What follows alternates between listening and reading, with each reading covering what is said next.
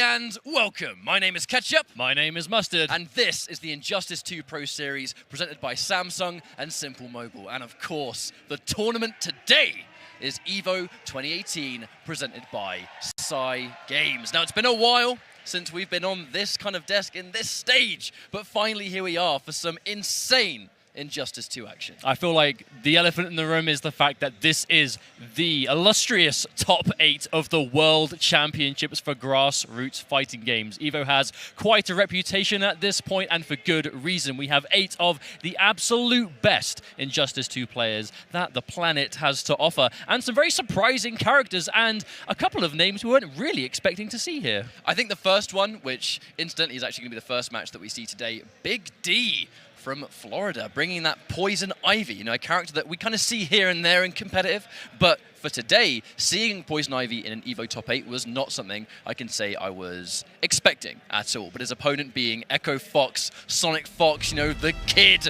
the one everyone wants to watch, is going to be on that winner's side of the top 8 as well. And of course, we have 2 members of Noble in the winner's side and 1 in the losers. No, 2 in the losers. No, that's you know what? Just forget it. Silver Eye, of course, is Method. I read the tag before I read the names. So we have Sonic Fox and Big D, Rewind versus Samij, and then when we go into our losers bracket, it's going to be Biohazard versus Tweedy, which I'm really excited for, and then finally Silver Eye versus PG Hayate. I think this is a perfect top 8 for the community currently, right? You've got Big D, that kind of like behind-the-scenes warrior that's been putting in the time against, of course, Sonic Fox, who is yet to win EVO for Injustice 2. You know, lest we forget, of course, it will be Dragon, that is the reigning EVO champion for Injustice 2, who is not here. So we are guaranteed a brand new world champion today. And of course, we have Rewind and Samij, long-time training partners, very young competitors in the community currently, very successful in their own right, but a first-time top 8 placement at EVO for Rewind. So, you know, he's going to be looking for that 100%. And Biohazard, of course, he's come so close to top 8 so many years, but now it is going to be 2018 that is his year to make it, but it's going to be Tweedy that stands in his way. These guys have fought many times before, and universally it has been Tweedy that has been coming off better this year. And of course, Silver Eye and Hayate will probably be bringing that Hellboy and Robin to the crowd. And finally, we have the little adjustment. Obviously, Silver Eye being sponsored by Method. We cannot forget these guys, and shout out to them for helping him really support his journey in Injustice 2. And boy, has Silver Eye had one hell of a year. But we're going to get into that momentarily. For now, the match we're going to be waiting for is going to be Big D and Sonic Fox. Big D really did have his breakout performance many years ago in Mortal Kombat, and it's no wonder that he's repping that shirt today, because this was the game that put this guy on the map. I mean, MK9 was his first competitive game, of course, but now running through to X later on, and now Injustice 2. Wait a minute, do we have a shades off? What? I did not expect to see this so early. It's way too spicy for, well, midday. It's not morning anymore. That line we're just going to throw out the window. It doesn't exist. So the first matchup was whose shades were more appropriate. Regardless, it is going to be winner's side action, and I think we definitely have to kind of, you know, bring attention to the fact that Sonic Fox, not with the level of confidence that he normally does. Of course, Sonic Fox has said publicly on Twitter that, you know, I'm not going to be taking this tournament too seriously, yet here he is in a winner's side top 8. You know he's going to be taking it seriously, though, now he's got top 8. Of course, now he's here, that is out the window. Now he is this close, he is just a small handful of sets away from being the world champion for Injustice 2. No matter how he felt going into this tournament, you know now it is triple A game time. And it is looking like it's going to be Firestorm, actually, against Poison Ivy. Now, we have seen Sonic Fox use Red Hood against Big D before, and he has done incredibly well. Big D did actually have one into the top 8, was able to defeat Honeybee and Pools with a 3-0, who was second place last year, and of course defeated Gross in a reverse 3-0 to make top 8 on the winner's side here. Okay, so provided this isn't a button check, it is not. This is going to be a game. This is the first game of Evolution 2018 for the World Championship. Sonic Fox versus Big D. Winner's side. Big D going into this with some amazing scalps under his belt. The likes of Honeybee and Gross, and of course Sonic Fox having an incredible journey himself. Sonic Fox immediately challenging the plus frames with that meter burn with the Trailblazer. I think that's going to be somewhat of a message. Gets the down one into the Molten Trap, and we're going to get a full combo here. Restand into mix, taking the grab, sending a message to Big D that I will grab off those plus frames. But it is going to be a wake-up interactable for Big D, trying to get some damage on the table. And there's the Molten Trap again. Big D trying to punish, but a little bit late. This is where Big D needs to keep Sonic Fox. Of course, Firestorm, a very dangerous character in the game currently, but only if he can really get the ball rolling. When his back's to the wall, he is just as helpless as others. And Big D really testing Sonic Fox's defense right now, but he is refusing to get opened up. I'm actually super surprised that we saw Sonic Fox not challenge that down one on block. Maybe he was expecting one of those kind of blasts that we know Poison Ivy has. One of the new moves that she was given. Here comes the confirm into Molten Trap. Sonic Fox, so content sitting there and blocking and just waiting for his time to press a button. I feel like that's going to be the biggest adjustment here, though. Of course, you have to remember, we saw Big D play yesterday, and he just did absolutely amazing. But a lot of close sets, especially later on in the tournament. And of course, Sonic Fox is not one to really shy away from just holding down, just blocking for as long as necessary. But of course, now there's another opportunity for some damage, but Big D blocking himself. Big D has so much bar, but just hasn't got the chance to do any considerable damage yet. It's Sonic Fox having that kind of brick wall defense. Of course, Big D kind of missing a couple of those moments to take his turn. Went for something a little bit faster to try and get the punish, but was a little bit too slow on the uptake. Here comes the trait, and Poison Ivy. Finally, Sonic Fox gets opened up. This should be the round, because we're going to meter burn this and then finish the job. There we go, meter burning the grab, and that's going to be a nice damage extension. More than enough damage to do. Big D with the optimization. He does still have Sonic Fox cornered, and there's no interactable there anymore. The big thing is going to be the clash. It's going to be on Big D's side. Now Sonic Fox as well. The meter burn forward 3, powering right through the Molten Trap. That's best case scenario to get a clash out this early. That was actually such a big call out on the Molten Trap as well. Obviously, you have to remember that's such a strong neutral tool for Firestorm. One of the things that really sets him apart. But of course, the meter burn on those forward 3s does have a hit of armor, and Big D using it to go straight through. And the unclashable damage coming through Sonic Fox into some regeneration. Big D denied the clash. That's huge for this part of the game when he does not have a lot of health left. Sonic Fox trying to use the meter burn straight shot, obviously incredibly fast on startup. Probably would have challenged the shot in between. Poison Ivy normally guaranteed a spike in that situation, but if the projectile's fast enough, you can obviously interrupt. We've seen the difference, Poison Ivy, she wants to get those drills out, but Firestorm, not the kind of character that's going to let her do it. And they're just the raw crouching light into the Starfish to do just a little bit of damage. A close game one. Big D smiling, smirking with that one, saying, okay, you got me, let's go back. Of course, sticking with Poison Ivy, can't really imagine he'll be playing anyone else. I think this is mainly just to take some time. Big D's been around for a while. These guys have played in tournament before across multiple games.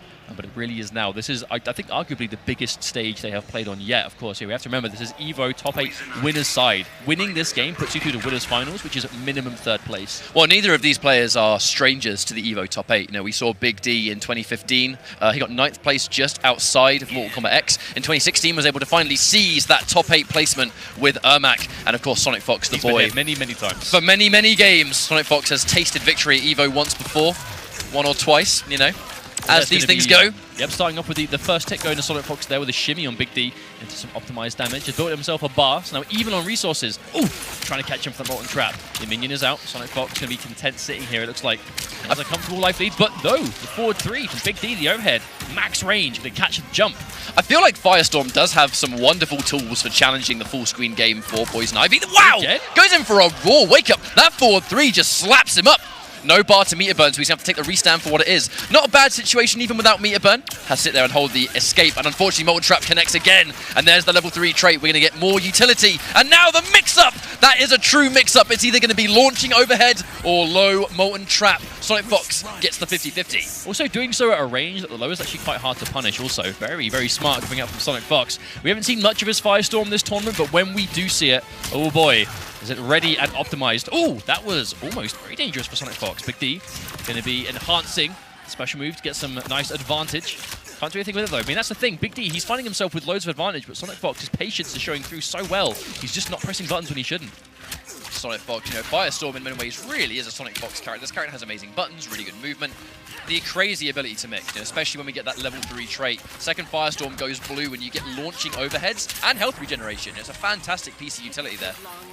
Of course, there's going to be a nice bit of chip damage coming through from Big D to seal the round. Even though he is down, this is definitely winnable territory. But Sonic Fox, you can see he does not want to get anywhere near Big D. Content playing from that full screen game. Big D using the launch from the Vine, the drill, just to get the minion on screen so he can do this chip damage. You can see the alternating drill, minion hit, drill, minion hit. Big D, he's making sure that there is a pattern here. Speaking of which, goes in for a spike.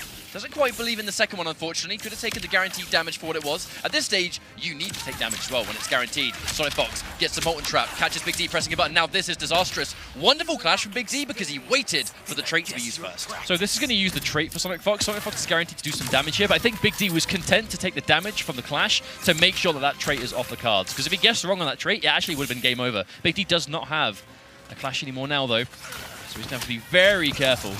There's the whip punish. He was looking for that a couple of times previously in the first round, but finally able to seize it. Sonic Fox disrespects on wake up a little bit, gets tagged by the mid. Here comes the minion, having to use the escape there on the interactable. Wonderful placement. And again, Sonic Fox almost got caught going for the charge there, but did manage to recover just in time. That's going to be a 2-0 lead now for Sonic Fox, looking very confident moving through to potentially winners finals, unless Big D can make something happen. He's going back to character select again. He's taking some time. I think the biggest problem he's going to have here, though, is Sonic Fox's defense is just too good. And that's one thing Sonic Fox has always been known for. As time has progressed, Fox is always known as like a crazy rushdown aggressive player. But as time has progressed, he's become so much more of a defensive powerhouse, which, and Injustice 2, really helps you out. Now, the big thing here, stop to have a bit of a chin wag, a bit of a conversation. Yeah. Well, Big D, I think he'll just take the time. I don't know if Fox is he coaching him in the middle of the match? I mean, he's saying something and then giggling, and then Big D is smiling. So the thing is, mate, is that you're never going to beat me. That's what I'm saying. Haha, tee-hee. I can tell you how to beat my character or something that my character can do mid-set because I don't care. It's not like you're going to do anything about it. Now, if Fox gets winners finals, that's automatically going to be a higher placement than last year. Yeah, absolutely. He is potentially one game away from outperforming himself from last year, which really goes to show just how fundamentally sound of a player he is in Injustice. Sonic Fox hasn't had the same level of success that we kind of were used to seeing from him over the last couple of years in their own games, but that's not mean to say that he is by any means a slouch. He still has the opportunity to be a major champion and looking to try and prove that today. But Big D managing to now have the life lead for I think the first time. Now you're always going to see Big D be super conservative when the minion's on screen, because the second Poison Ivy takes damage or gets hit, that minion will disappear, runs into the active frames of the Molten Trap. That's out on screen for quite a while, and if you're not careful, you can get tagged into a full combo. There's the interruption. Fox with the matchup knowledge. Of course, there's the interrupt. We saw Big D, obviously, he wants to, when he can get you blocking anything, go into the whip to try and be safe, but there is a gap there. Sonic Fox exploiting it and taking himself to match point already, but Big D fighting his way out of the corner again, using one of his bars. Again, being very patient, keeping that minion out, but doesn't want to get tagged. Fox disrespects the forward 3 connects, and this should definitely be the round. It will indeed. Big D is on a lifeline, but he needs to take this round desperately to stay alive. I mean, he can do it. It's going to be difficult, though. He doesn't have access to minion just yet. It's almost back, but of course, Sonic Fox sitting on that fully stocked Firestorm tray. That's what he's going to be worrying about so far, but Sonic Fox scouts out the approach from Big D with the environment interaction, and there's the Vortex! With the Starfish, just to both build meter and give us that guaranteed combo ending time where we get that mix-up between in front or behind. Firestorm with so much ambiguous moves when you're stunned like that. Still though, Big D, he's looking pretty healthy, but the problem is he doesn't have the Clash anymore, and having no Clash against a character like Firestorm that really wants to mix you up in situations exactly like this is very dangerous. And Sonic Fox now one mix-up away from taking Big D out of the winner's bracket. What's going to be? Oh, the bag! Oh my word, he gets the insane cross-up. There was not a cross-up. The teabag, both tactical and just that was a tactical teabag if ever I've seen one. That was not a haha, look at me, I've won the game. It's you have to guess for the game here, so I'm going to disrespect the absolute hell out of you so you get a bit flustered. Because Big D, he's an emotional player. I don't want to say he's automatically going to fall apart when that happens, but that's going to catch him off guard. That was a tactical teabag if ever I've seen one. Also, nitty-gritty detail time. 3 downs inputs there to make sure that we jump after that to make sure the stun ends at just the right time, that the cross-up actually mixes him up. Of course, but that's going to be Sonic Fox moving on to winners finals now at EVO 2018, which is, like you said before, this is automatically going to guarantee a stronger placing than he had last year, which is crazy to say. Sonic Fox went into this year with, I'm going to say, very little confidence in comparison to what we are used to seeing from him. In comparison to last year, where he went in like, I'm going to win this tournament. I am the best. Obviously, he was showing a brand new Red Hood at the time. Red Hood had been out for a little while, and he was already, making waves with, at the time, was a brand new character, as well as a couple of others that he had under his belt. Whereas this time, it really is a kind of a question of the same character choice-wise in terms of like how many he has, but it's different characters, right? Yesterday, we saw him playing Captain Cold, obviously Firestorm. We've seen him play Starfire to qualify. Like, he understands how the game has evolved and how to play it now. And I think that's one of the biggest reasons why he is now sitting in winners finals. Now, speaking of which, on winners finals as the subject, we have our next matchup in winners side top 8. So it's going to be a noble team kill in the winners side. Obviously, whoever loses this will still be in the tournament. But it's going to be Samij versus Rewind. These guys are training partners, as you would kind of expect from them having the same banner of Noble Esports. But they do some new jerseys as well. They're repping. They're repping quite the new fresh this weekend. I feel like these teams have a new jersey every single tournament, but that's a story for another time. Right now, I think what we're expected to see matchup-wise is going to be 100% Catwoman from Samij, because that's pretty much the character he is the most known for, he's definitely the premier Catwoman of the world and has been since this game was released last year. Rewind is a little bit more variable. Rewind is a young guy, one of our youngest players. Some people actually do kind of compare Rewind to a new generation Sonic Fox, that really young player that started at an early age in NetherRealm games almost exclusively and is doing incredibly well. And the more tournaments Rewind is starting to attend, he's starting to place better and better. And of course, this prestigious EVO top 8 is something no one will ever be able to take away from him. But last year, he was kind of like the victim of constantly getting 9th. I think that really is the biggest thing that sets him apart, right? You say he's kind of confirmed to compared to this generation's version of Sonic Fox, and by this generation, obviously, we mean like this effectively this game's version. I mean, Sonic Fox was around 7 years ago. Yeah, just let that of course. sink in. But the biggest thing that I think Rewind hasn't historically had that Sonic Fox has always had is clutch. The clutch factor to when it really comes down to it, being able to play at the standard we know he is capable of. And just like you said, he was kind of a victim of that a lot of the year, especially last year, the start of this year perhaps. But this, the last couple of months, the last couple of events are really where he has just been turning it up to 11. It's absolutely just no more messing around, playing as clean as possible. And like you said, with a ton of characters. I expect it's going to be Blue Beetle here versus Samij.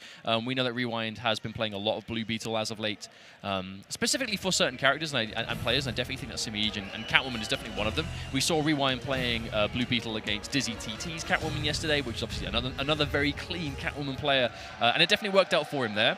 So I definitely would be expecting to see him play it again now, but it's impossible to tell with Rewind. This guy plays like 3/4 of the cast and always knows who to go to in what situation. Now, how can we forget Samij as well? This is the guy that eliminated Sonic Fox last year. CEO champion as well. Won CEO this year, took out the Fox at EVO last year, has been using Catwoman the entire time. Now, Blue Beetle versus Catwoman, definitely a matchup that we expected. Obviously, we're still in 3 out of 5 throughout the entirety of top 8, so plenty of games left to go.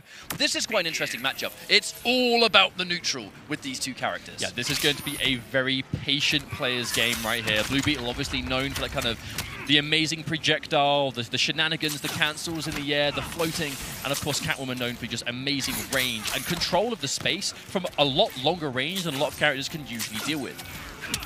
Now immediately, that sweep again. That sweep is such an amazing button for both the speed and right there's an overhead as well. Beetle does kind of get that true 50-50 up close between a sweep or the overhead. The sweep definitely only hitting one time. You kind of risk calculation there, but Rewind's not afraid to condition Samij when he has to do it. But it's going to be a question of Rewind. He's going to want to get in. He's going to want to mix up Samij, but Samij is going to be able to really keep him away with the plethora of normals and options that Catwoman has. There we go, staggering a couple of grabs back to back, really making Rerun. Oh, there it is, that bait on the grab. Rewind expected the third one. Now, there's one thing Catwoman lands, it's plenty of grabs. We'll talk about it soon because here comes a Blue Beetle B&B, and Rewind now walking into that grab. Actually surprised that he didn't go in for that kind of like full screen game. We knew the one hit was guaranteed. Now he's got the life lead. He's not going to be in blade stance. He has got one of the better projectiles in the game, and he can now use that in the strong neutral. But the biggest thing about this projectile, right, is the recovery. He can shoot so many of them so quickly, and it really is quite a nuisance to deal with. But of course, Catwoman, one well-placed jump, even at max range, and that's going to be a full combo, so Rewind is going to have to be careful.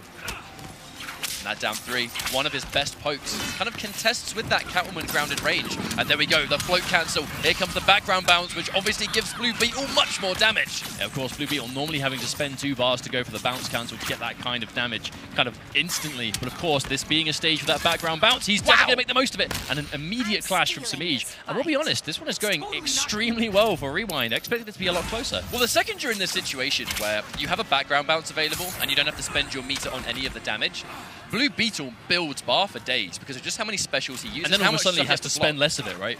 That's just an amazing situation for him to be in. I almost like to see Samij change the stage should Rewind win this. I feel like Beetle definitely has one of the best clash games in the game because very rarely will you actually win a wager against Blue Beetle because he always has the bar to contest it.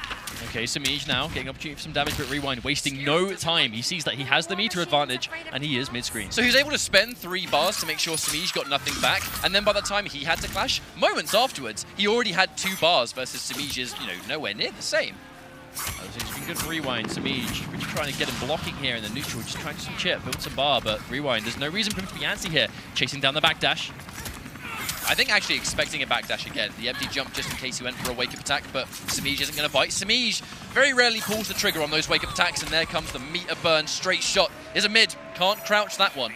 Well, we are going to be seeing a lot of those sweeps as well, right? It's an amazing neutral tool for Beetle that does go really far. It is completely safe on block, and it goes really low to the ground. It does have certain low profiling elements to it, which is ironic considering he's against a Catwoman player. But of course, Simiij going back to How player do you select. like it, mate? How do you like it?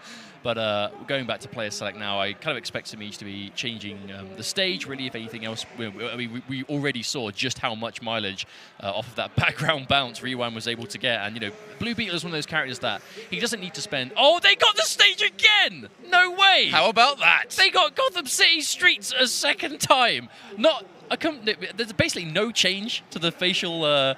expression of Simiij, so I guess he's, you know, sometimes that's just bound to happen, but unfortunate nonetheless. Simiij is very stone-faced whenever you watch him play, but I do think obviously taking that random roll and going straight back into Gotham City, it's going to definitely benefit Blue Beetle for the same reasons. You know, there's kind of background bounces. There's those extra layers of unlucky though, because not only is it the same stage, it's the same part of the stage. Yep. You know, every stage has bits you could transition to. We haven't seen it yet, but of course this is one of those. But we're going to be seeing this one again. But a very different game this time. Simiij looking to completely take the lead instantly. But every time that sweep connects, it's going to be a hard knockdown. It's going to be party time potentially for Blue Beetle if Rewind can get the mix-ups. That's the crazy thing about Blue Beetle though, is he has so many different ways to mix you up. If he jumps in, he can cancel it. He can go into one of his many buttons. He can go into a float and then a button. He can go into a float and then a special and then a button. It's like a million different options. It's why Simiij is being really hesitant to anti-air. Because the second you try an anti-air Beetle, he goes for the flow and background bounce incoming. Indeed.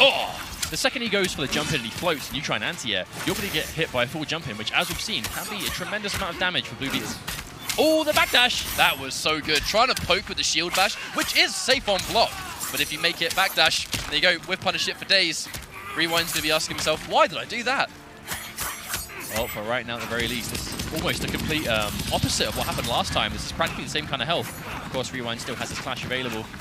Oh, clean anti-air, but Simiij committing to one too many hits there. Now Simiij, he does have access to super, so this can be unclashable hit confirmed territory into game end. There's the overhead from Rewind. There it is, that true 50-50. The overhead or the low sweep.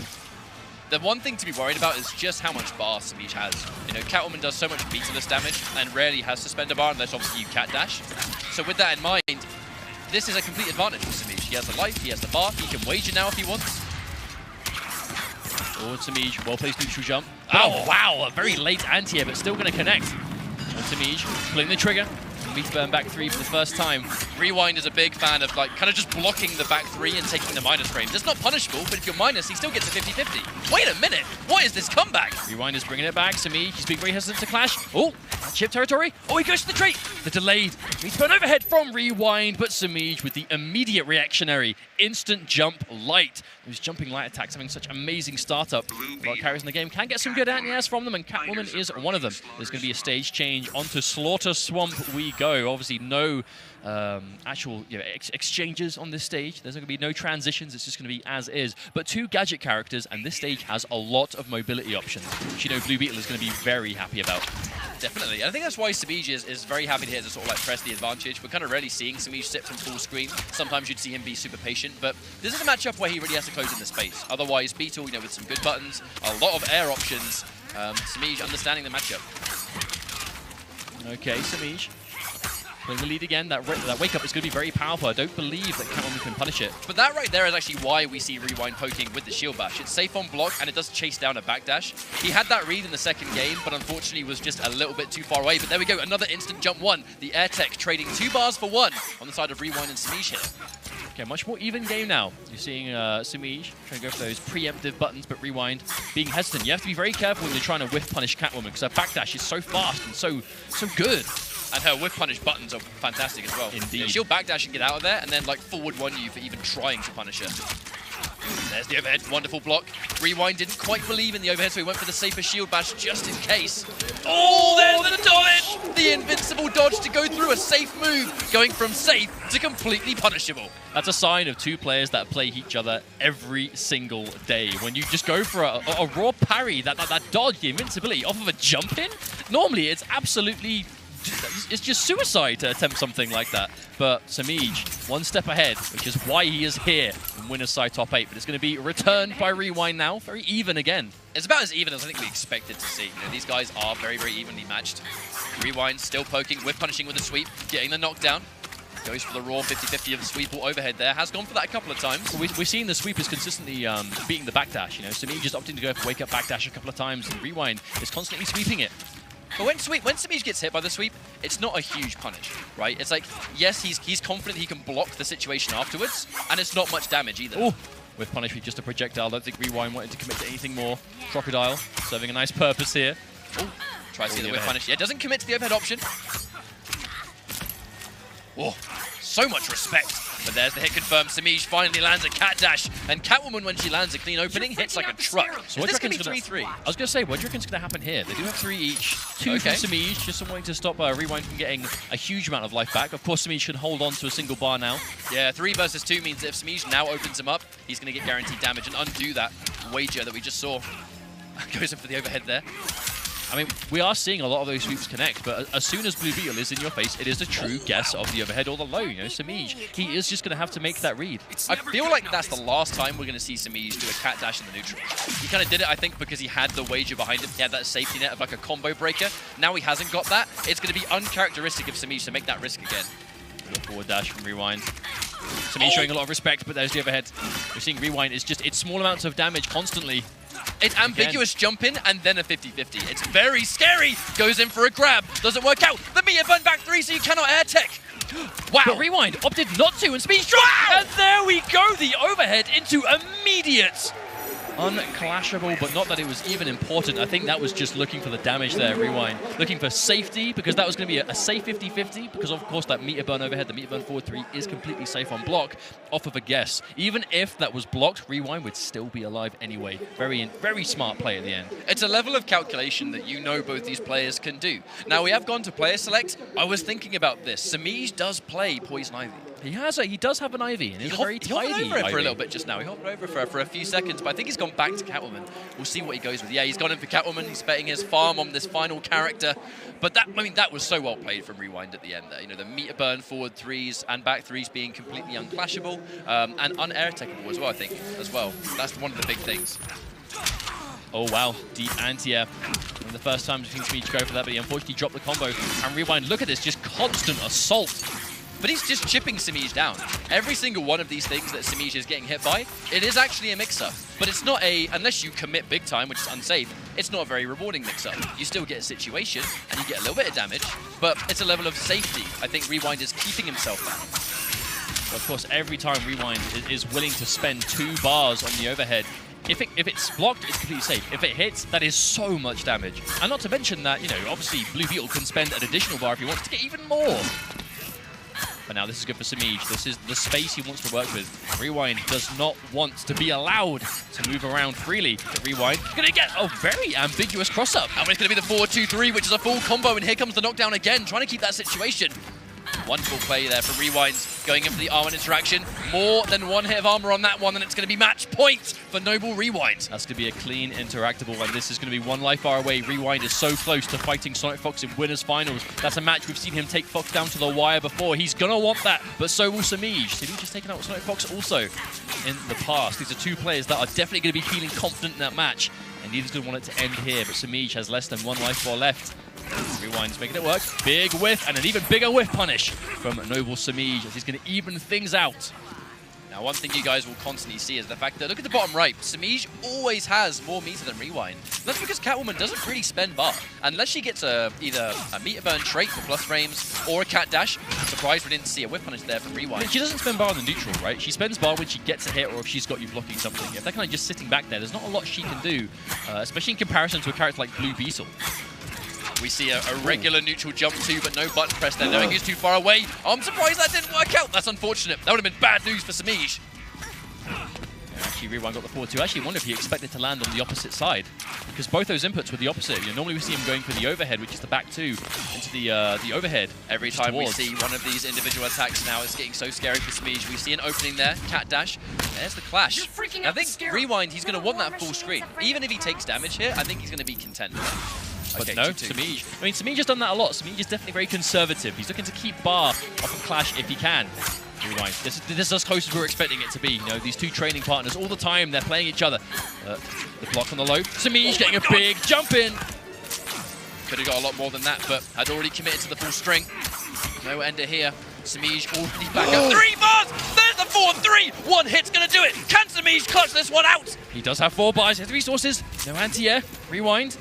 He has to be so careful now. Rewind is 1 hit away, and there it is! The double down 1 in a row. And Rewind, by the skin of his teeth, is going to be moving on to winners finals against Echo Fox, Sonic Fox. Samij, unfortunately, sent down to the losers bracket. Now, Samij is no stranger to the losers bracket. He's been there plenty of times, and I've no doubt he can do what he needs to do. But the story here, Rewind, making it into winners finals of EVO 2018. We talked about how last year he was not quite able to crack into the top 8s, even though we always knew he was a great player, and he played amazingly well in online cups. Offline, he couldn't quite reach that upper echelon, which a lot of other players were. I'm so happy that this year he's been able to get not only top 8 at EVO, but minimum 3rd place against Sonic Fox, which is his biggest training partner. I mean, this isn't the furthest he is. This isn't the first time that he's found himself in a top 8, but this is the most prestigious top 8 he has found himself in. This is the tournament of his life, by far. Of course. And I think we've seen it happen many times before, especially with the younger players across many games, that they have that one EVO that really makes their competitive fighting game career. And I do think that so far, it's looking like this is going to be the one for Rewind, especially if he can take out Sonic Fox and winners finals, get himself to grand finals on the winner's side. I mean, as a community, we've known this kid has had what it takes for a long time. But this is the first time that he's ever shown up and got this far and played this clean, which is what we knew he was capable of. And it is nice to finally see him be able to provide that. Absolutely. Now, while we go into our next stage, we're going to take a little bit of a dive in the other side of the bracket, and now it's going to be losers action. But while we prepare our next few matches in this top 8, we're going to go for a quick break. We'll be right back. The Injustice 2 Pro Series presented by Samsung and Simple Mobile, and we're live from EVO 2018 presented by Cygames. Now, we've just had our winners bracket action where we have Sonic Fox and Rewind waiting in the winners finals, but now we're going to dive into the losers bracket action. We are indeed, and the match we have coming up is face versus heel. If ever I've seen it. It is going to be Biohazard versus Tweedy, and this is not the first time they have clashed in a competitive setting, but I think it is definitely fair to say that these are the highest stakes they have ever played against each other in. This is losers bracket in EVO top 8. This is the World Finals, and this is both of these players' first ever appearance here. Now, Biohazard has spent year after year trying to get through to top 8. Tweedy has also been around, but not quite the same kind of number of showings in EVO. But of course, you know, back to what I was saying before, Biohazard is a crowd pleaser in every sense of the word, right? And Tweedy, he is one of those guys that really feeds off of, if a crowd is booing him, or if he knows a community, he loves it, or, you know, a set of players don't want him to win, he will use that, and he will win with it. Now, it's actually going to be what? Now, this is what I was kind of waiting to see. We know that Biohazard has got a cheater. The thing is, we've seen a couple of things here. Tweedy has very recently lost to cheater in tournaments. Biohazard won the Anality, which was the previous Premier event with cheater against Hayate. So this is a matchup, I have no doubt, they have never played against each other before. No, this will be the first time these guys have played it, 100%. Last time we saw Tweedy and Bio, this Dr. Fate really did seem to be a problem for Bio. You know, Bio known for that Bane and also Starfire and Harley Quinn. And Dr. Fate, or at least Tweedy's Dr. Fate, has given them problems in the past. But Cheetah, this is a new attempt from Biohazard. And I'm not surprised we see this, because, you know, Biohazard's characters, he kind of struggles in the matchup Bane versus Starfire or Dr. Fate for obvious reasons. It's not an amazing matchup for Bane. And of course, he's not going to want to mirror Tweedy. He wants to have this kind of ace in the hole, which Cheetah might be, but unfortunately, that back two incredibly active. Tweedy gets a clean anti-air, and the first round does go to him. He's got a lot of life left as well, this Tweedy. So he definitely has a safety net and a half. Oh, the interactable though. Doesn't quite connect. Biohazard has a lot of bar, and with Cheetah, that's a lot of damage potentially to sweep. Now that meter burn 4-3 is going to be such a key tool here, because, you know, Dr. Fate, he has amazing keep away, one of the best zoners in the game, but he has got a quite weak one-hit wake-up. You can blow through that easily with armor, and here comes the Cheetah damage. Almost does the health bar like that. Wow. One combo and he's practically even things out, but that's what Tweedy wants. Oh wow, what a read. Yeah, great backdash from Bio. Goes straight into the orb before the damage is done, but the wake-up from seemingly max range. Biohazard still fighting back and evening things out. Now, Tweedy has actually posted on social media that he does think that zoners against Cheetah have to work infinitely harder than she does. He said something similar to, I have to keep her out and do loads of work. She hits me with one leap and I'm dead. And that's exactly what we just saw. But we know that Biohazard, he has a very clean, it's not the trickiest cheater in the world, but it's very effective, right? He doesn't really mess around. He takes his damage where he can, and that wake up completely beaten out by Bio. But it's 2-2. If Biohazard wants to here, he can make sure that Tweedy gets no health back, and one clean leap into one more bar built might take this game here. He has trade as well. No bar. Oh, there it is! He reacted to the orb summon, and he leaps the second the release took place. Oh no, no air to air. I think Tweedy tried to instant jump on that. Maybe. Max range finds the interruption. Oh, in the instant, the trickiness from Biohazard going to be taking game number 1 off of being down a lot at the start. And that goes to show, as cheater, you gotta be so patient. But as this forced a character switch, has he gone straight to Starfire? He has! It's gonna be Starfire versus cheater right here. Oh, Tweedy, the headphones have come off.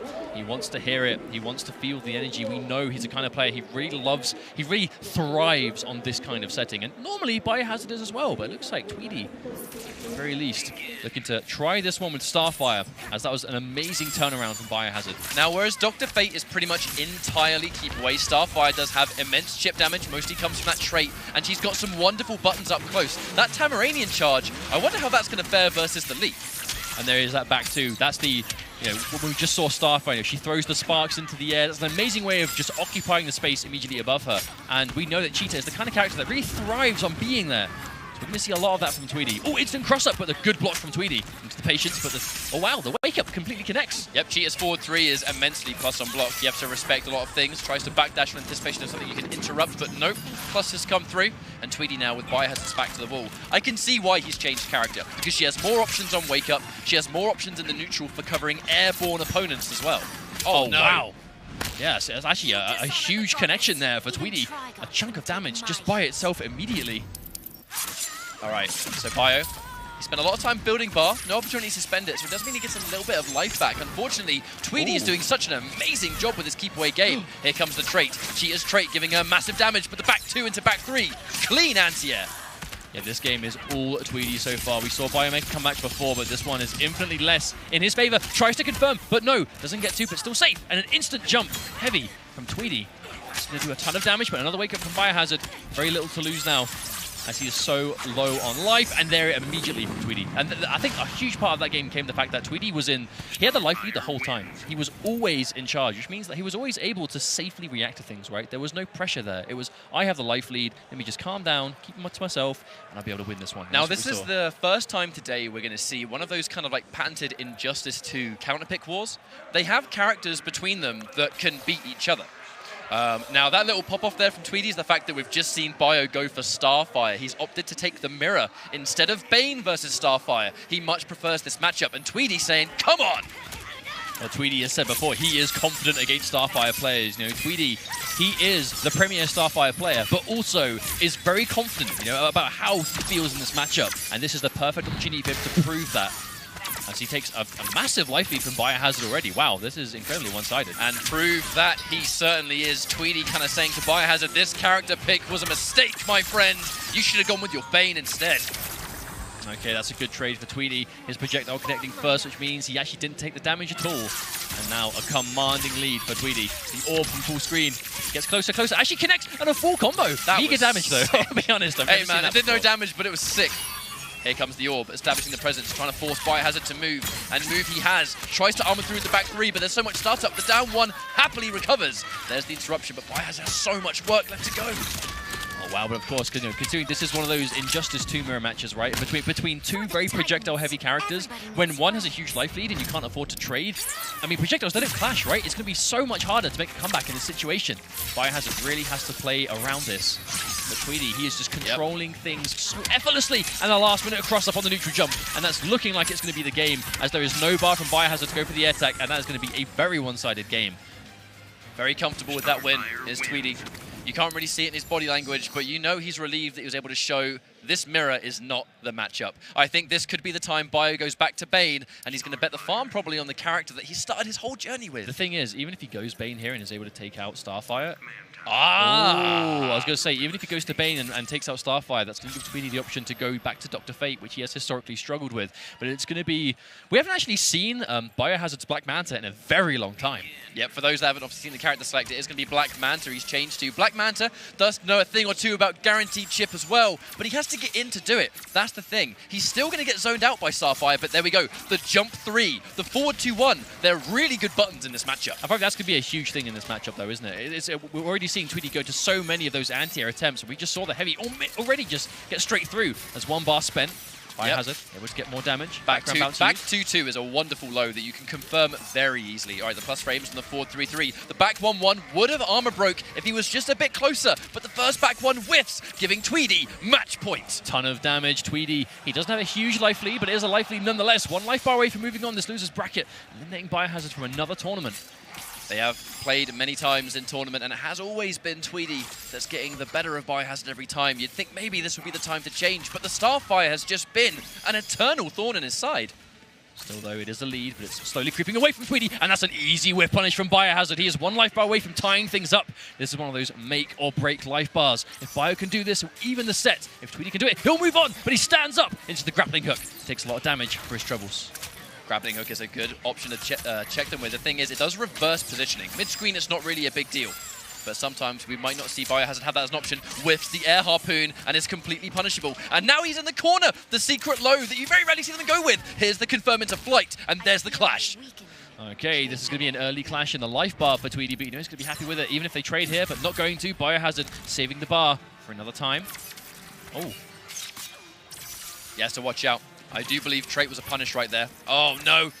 3 projectiles, you know. Biohazard did not want to eat, walks into a trait, and now it's desperation. The punish comes through, not giving Bio the chance to clash. That was such a good decision from Tweedy. And for another time, that Tamaranian charge seals the deal. 3-1, and Tweedy is going to advance in the bracket. And that just went from bad to worse for Biohazard. Tweedy was just completely able to control the end. I mean, it was one of those situations where you go from being relatively close to all of a sudden you've eaten 1 projectile, then another one, then another one. And while the projectiles don't do a ton of damage by themselves, when you get hit by that many that quickly, before you know it, your life bar is gone and your chance of making a comeback has gone alongside it. It just feels like Starfire has just been that magical pick for Tweedy from start to finish. He had such a inconsistent year 1 in the IPS, and the second he found his niche with both Dr. Fate and Starfire combined, he really does cover the entire cast. But he really was. That's the key. The whole point is when you're going into competition, you need to make sure that your character choices do cover all the options. And we know that Tweedy, he's been playing Starfire since basically the day she came out. And he's stuck with her the whole time. So whilst there definitely are a lot of players now looking to pick up Starfire, looking to see how she works and stuff, Tweedy's been playing her the whole time. He really was one of those kind of pioneer players. You could say the pioneer for Starfire in the community, which is why he's been so successful now. He has the knowledge of the character, he's put in the hours, he's put in the grind. If there's one person in this community that has hours on Injustice 2, it is Tweedy. And I think that's a huge part as to why he's been so successful this year. I mean, the story of these guys will continue to go back and forth. I think, there's been a little bit of progression there with the Cheetah. Clearly, Biohazard now knows that he's not going to have to worry about Dr. Fate anymore, because Cheetah does cover that matchup. But I think the quest to crack into Tweedy's Starfire is still going to continue. But we have our next matchup in losers right now, which is going to be Method Silvereye versus PG Hayate. You guys are home in for a treat of a matchup. It's going to be Hellboy versus Robin, no doubt. Not a matchup that you get to see every day, but these two players right here are the absolute pioneers of those two characters. Oh, absolutely. And I think this is going to be one of those matchups that we unfortunately don't get the chance to see too often. Even though these two gents are definitely at a lot of the same major events, we don't historically get to see them face off too much. Which is a shame. They're both two of the best players that the community has to offer. Like you said, they are the pioneer players of the two characters that they main respectively. Of course, it's going to be Hellboy from Silvereye, and of course that Robin, that hugely successful Robin from Hayate. But I'm actually quite curious to see how the matchup itself plays out, because this is going to be pretty unconventional. I think Hellboy definitely kind of enforces a certain kind of neutral, a certain kind of play style. Obviously, he's known for those leaps and just general control once he can get kind of the momentum going. But Robin, very grounded character. Amazing normals on the ground, a lot of range, whilst at the same time good anti-air options and good air-to-air options, which I can see being quite useful for him here. I can definitely see Hayate being able to shut down that leap. Hellboy's leap really is kind of like his magical special move that gives him so much mobility, mix-up potential. Silvereye making sure he remembers how to do it in the button checks. But I'm excited for this matchup. I think this has a scope to be one of our closer games. But they're two players that had an amazing way to get into top 8 also. You know, oh my God, Hayate yes. reverse 3-2 against Buffalo. Buffalo had him absolutely against the ropes down to the wire, and Hayate was able to take 3 games in return after being down 2-0. Of course, Silvereye against Gur. Either one of those guys just had the absolute tournament of their lives, and it was a shame that they couldn't both make it through. But that was such an amazing match to watch as well. So two players that definitely had to earn their spot into top 8, even though it's on the loser side. This is Hayate's 3rd EVO top 8 in a row. He was able to obtain top 8 in 2016 for Mortal Kombat X, and the only 2 EVOs we've had for Injustice 2, Hayate has been present at both of them. Okay, so it's looking like we were correct. It's going to be Robin versus Hellboy. Stage, it's going to be the Batcave. Okay, losers bracket action. Elimination territory. This is so scary to be on the receiving end of. You cosplaying or what? You don't want any part of this, friend. Prepare to be amazed. Begin. Okay, here we go. Losers bracket action for another time. We just saw Bayer has to get eliminated by Tweedy. Who of these two players is going to be the next to fall? Now That's that leap, full screen low. That leap is going to be such a key element to this matchup because obviously jump-ins are always overheads in this game. However, that leap can cancel into a low ground pound. That obviously opens up a mix-up between overhead or low that when he's jumping in, you just in some ways have to guess. Now you just saw Silvereye trying to interrupt the swoop, was unfortunately not quite able to. Now you know the swoop is going to be quite a pain for Silvereye here. Hellboy, you know, he's very difficult to deal with characters in neutral, but he's a big character. And Robin against big characters has a lot of opportunity to really mix you up and block. But there it is. You know, that's actually going to be a big part of the matchup, you know, whiffing attacks to make the swoop miss. We saw Silvereye do it there. I've no doubt we'll see that again soon. Hellboy is a weird character that just commands matchup knowledge. Now, we didn't see a back 3 there. Normally, it's forward 3 we see him go for, but the forward 3 off that link is quite tight.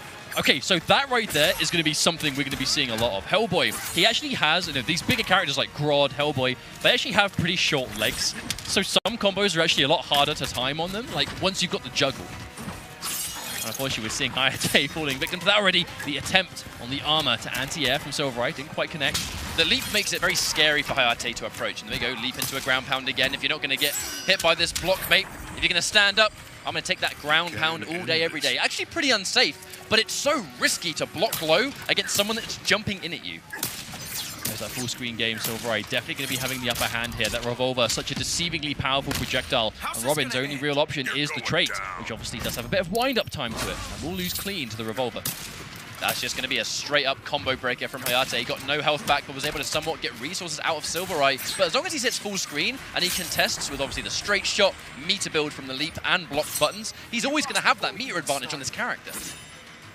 Okay, so Silvereye still in the lead. Does have some cases behind him to throw. Ooh. Hellboy's buttons are so good. And he must have just bet so much on the low leap coming forward. The second he finally blocks low, the overhead hits him in the face. Okay, this is a great situation for Silvereye to be in. Hayate trying to get some buttons, but Silvereye being patient here. Ooh, attempted trip guard from Hayate, but not quite able to get it. And a max range uppercut.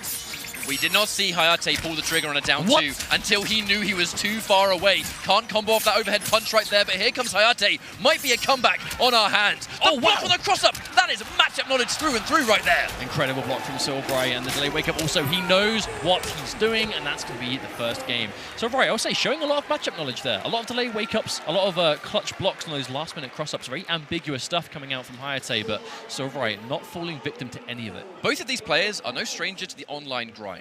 You know, whenever you're in part of the group chats or you see them post on Twitter or whatever they use, it's always, who's trying to play? And it's always Hayate and Silvereye saying, hey man, let's jump on, let's play a few games. That's the grind right there. That's how important it is to make sure you're constantly staying on form. The online for this game is really solid too. You know, there's not much lag at all, especially if you live close together. You can get one. I would say the netcode for this game is incredible. It's why these two players both come from online. It's how they made their reputations back in the day. I mean, all the players we're seeing be successful in this top 8 right now, they are all very avid online players and always have been. You know, they're very, very strong advocates for that method of training. But it's going to be the Rock of Eternity now as we move on to a new stage. You can already see one of the statues has been used. One of those matchups between power character or gadget character. So they're going to be getting very different things from these environments. Now that those might be wondering why is Hellboy, you know, what happens when he trades up? He has 3 options. He can go for a revive if he dies, and he can obviously come back with a little bit of extra health. He can give himself extra damage, or he can give himself like a Doomsday Injustice 1 armor, where he can kind of soak through some attacks. It's almost like pseudo armor, right? Where it really makes it harder for you to get opened up in any fashion. It's not armor, but it's absorption. Yeah, indeed.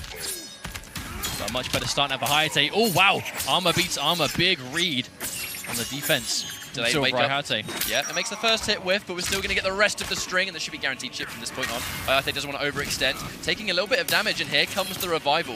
Knowing now that if Silver Eye goes down, he can give himself some extra health. Looks like he got just on the end. Is he still up? I believe it was the different one, my bad. He might have gone for armor, damage, because he had the interactables, etc., etc. For the first time, we actually see that, and a full confirm. Robin getting a ton of damage off that background bounce. Robin, he does a lot of damage on the best of days, least alone when he's got a background bounce behind him. That's why I think if Silver Eye loses this match, he's going to go for a stage change. Hellboy does not need background bounces to do massive damage, but Robin will welcome that in open arms. I mean, maybe then Robin doesn't need it, but he definitely likes it. I would say it benefits him a little bit more than Hellboy. Speaking of which, there's the background bounce, and I'm not quite sure what happened there, to be completely honest. It's because Hellboy, you know, his back three makes him move so far forward. I mean, Silver Eye, he knew that would happen. He was 100% ready for the confirm. Got so much damage coming through from Hayate. Oh, what an actual amazing capitalization. Hayate's been doing that combo all weekend, and it never ceases to just make you go, oh, that's despicably good. Okay, it is going to be a restart match. Even though the background bounce isn't something amazing for Hellboy traditionally, he actually does still get statue on the right-hand side. He gets the gargoyles in the middle.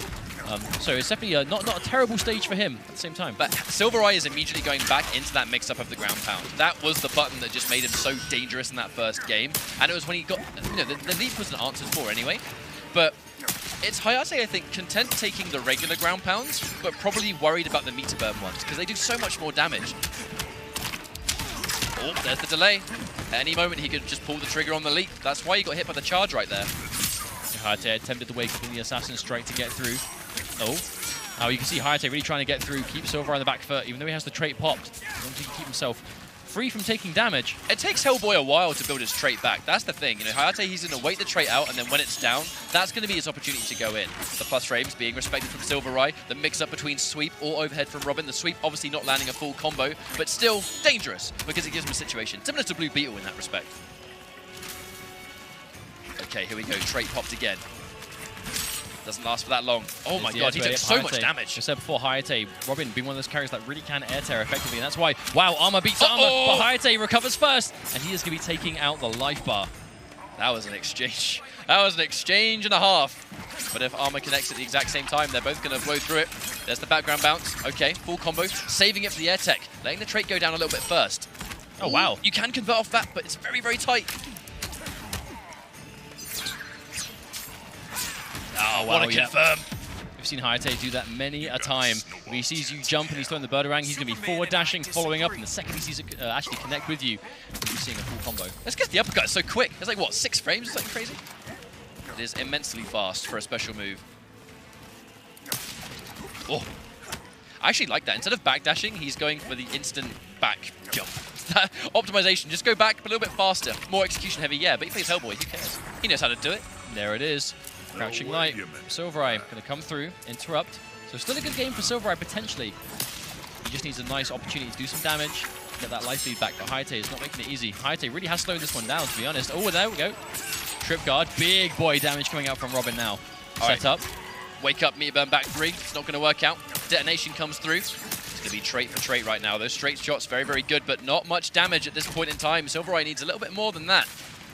And he has kind of stopped going for those ground pounds again. Whenever he goes for the ground pounds, they almost always work.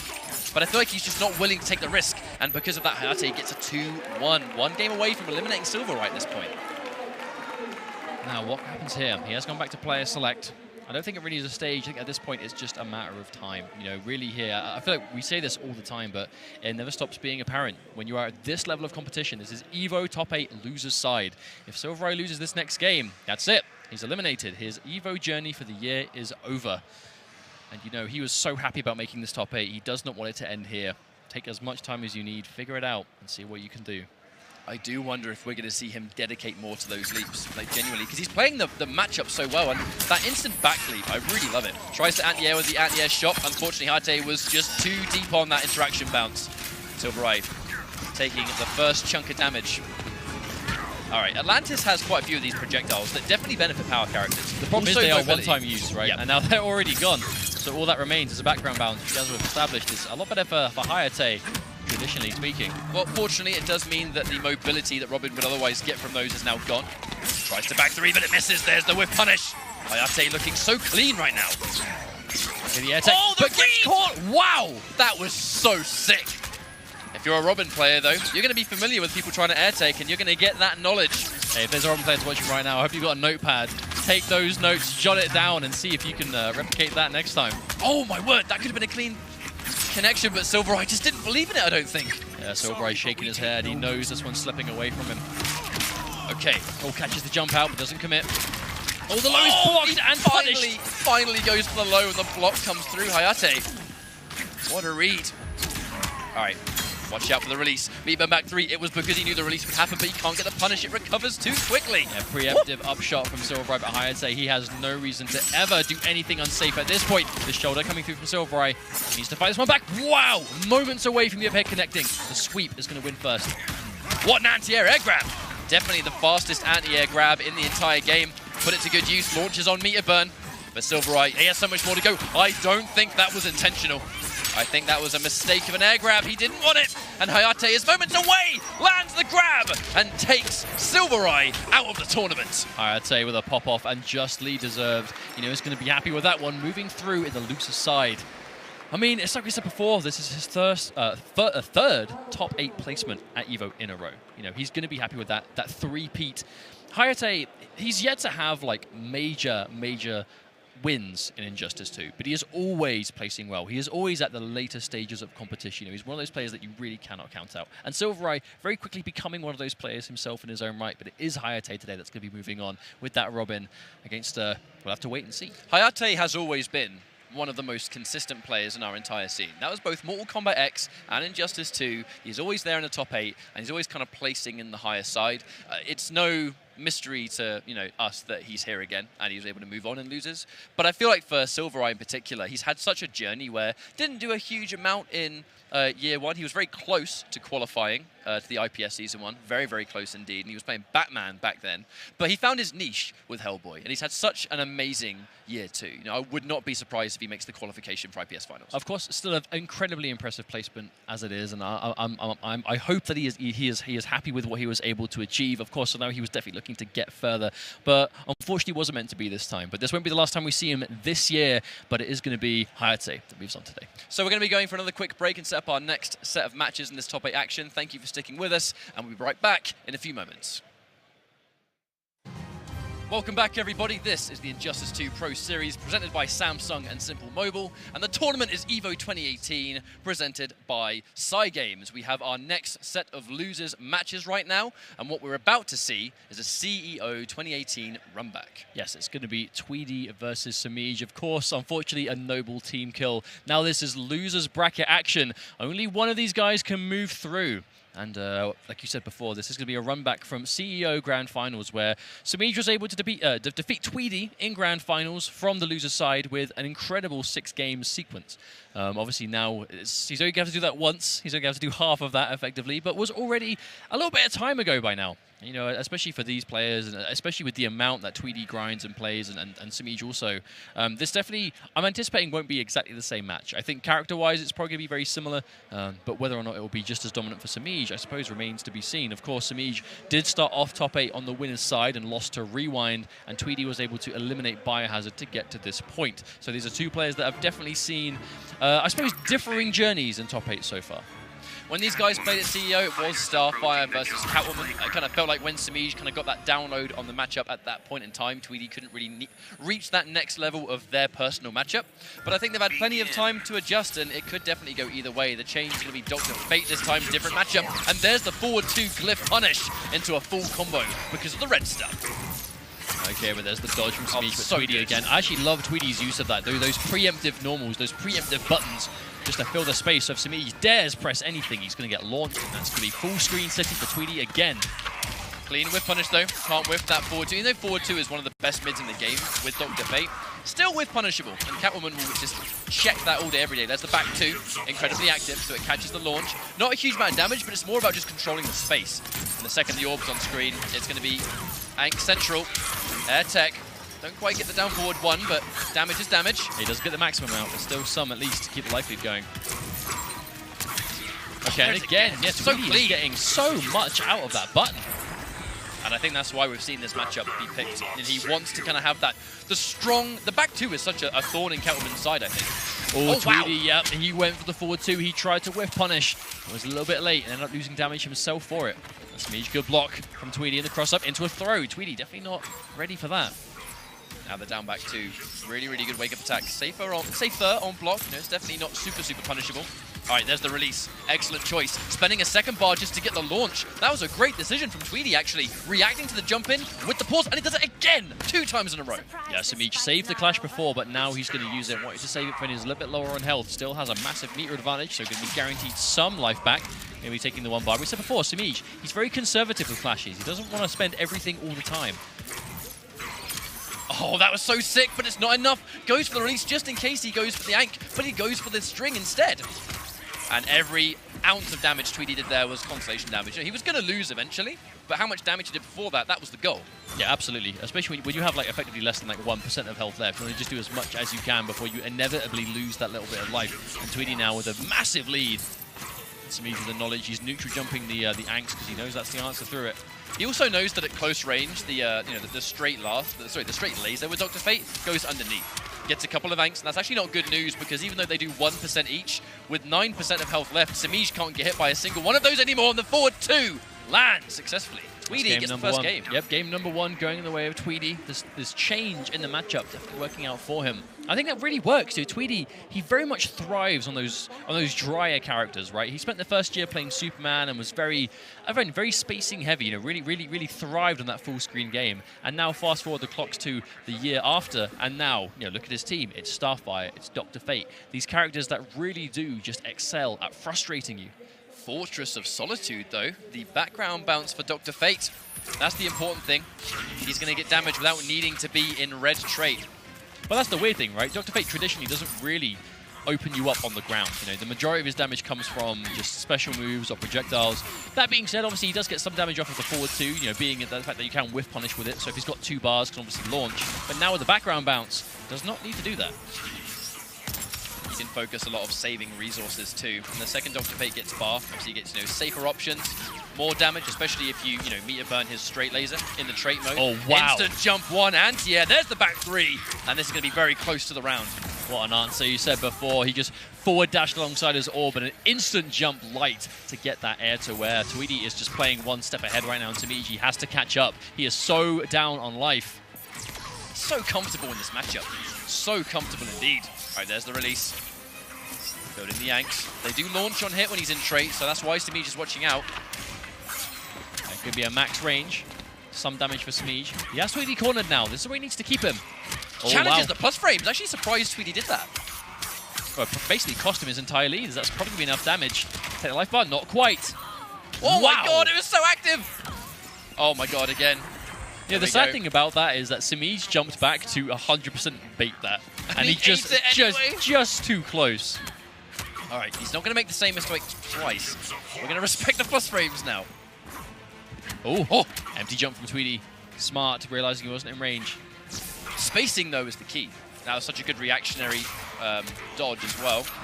But they're both very comfortable in this matchup. Another anti-air whiffs the infraction. Oh my god, what is going on?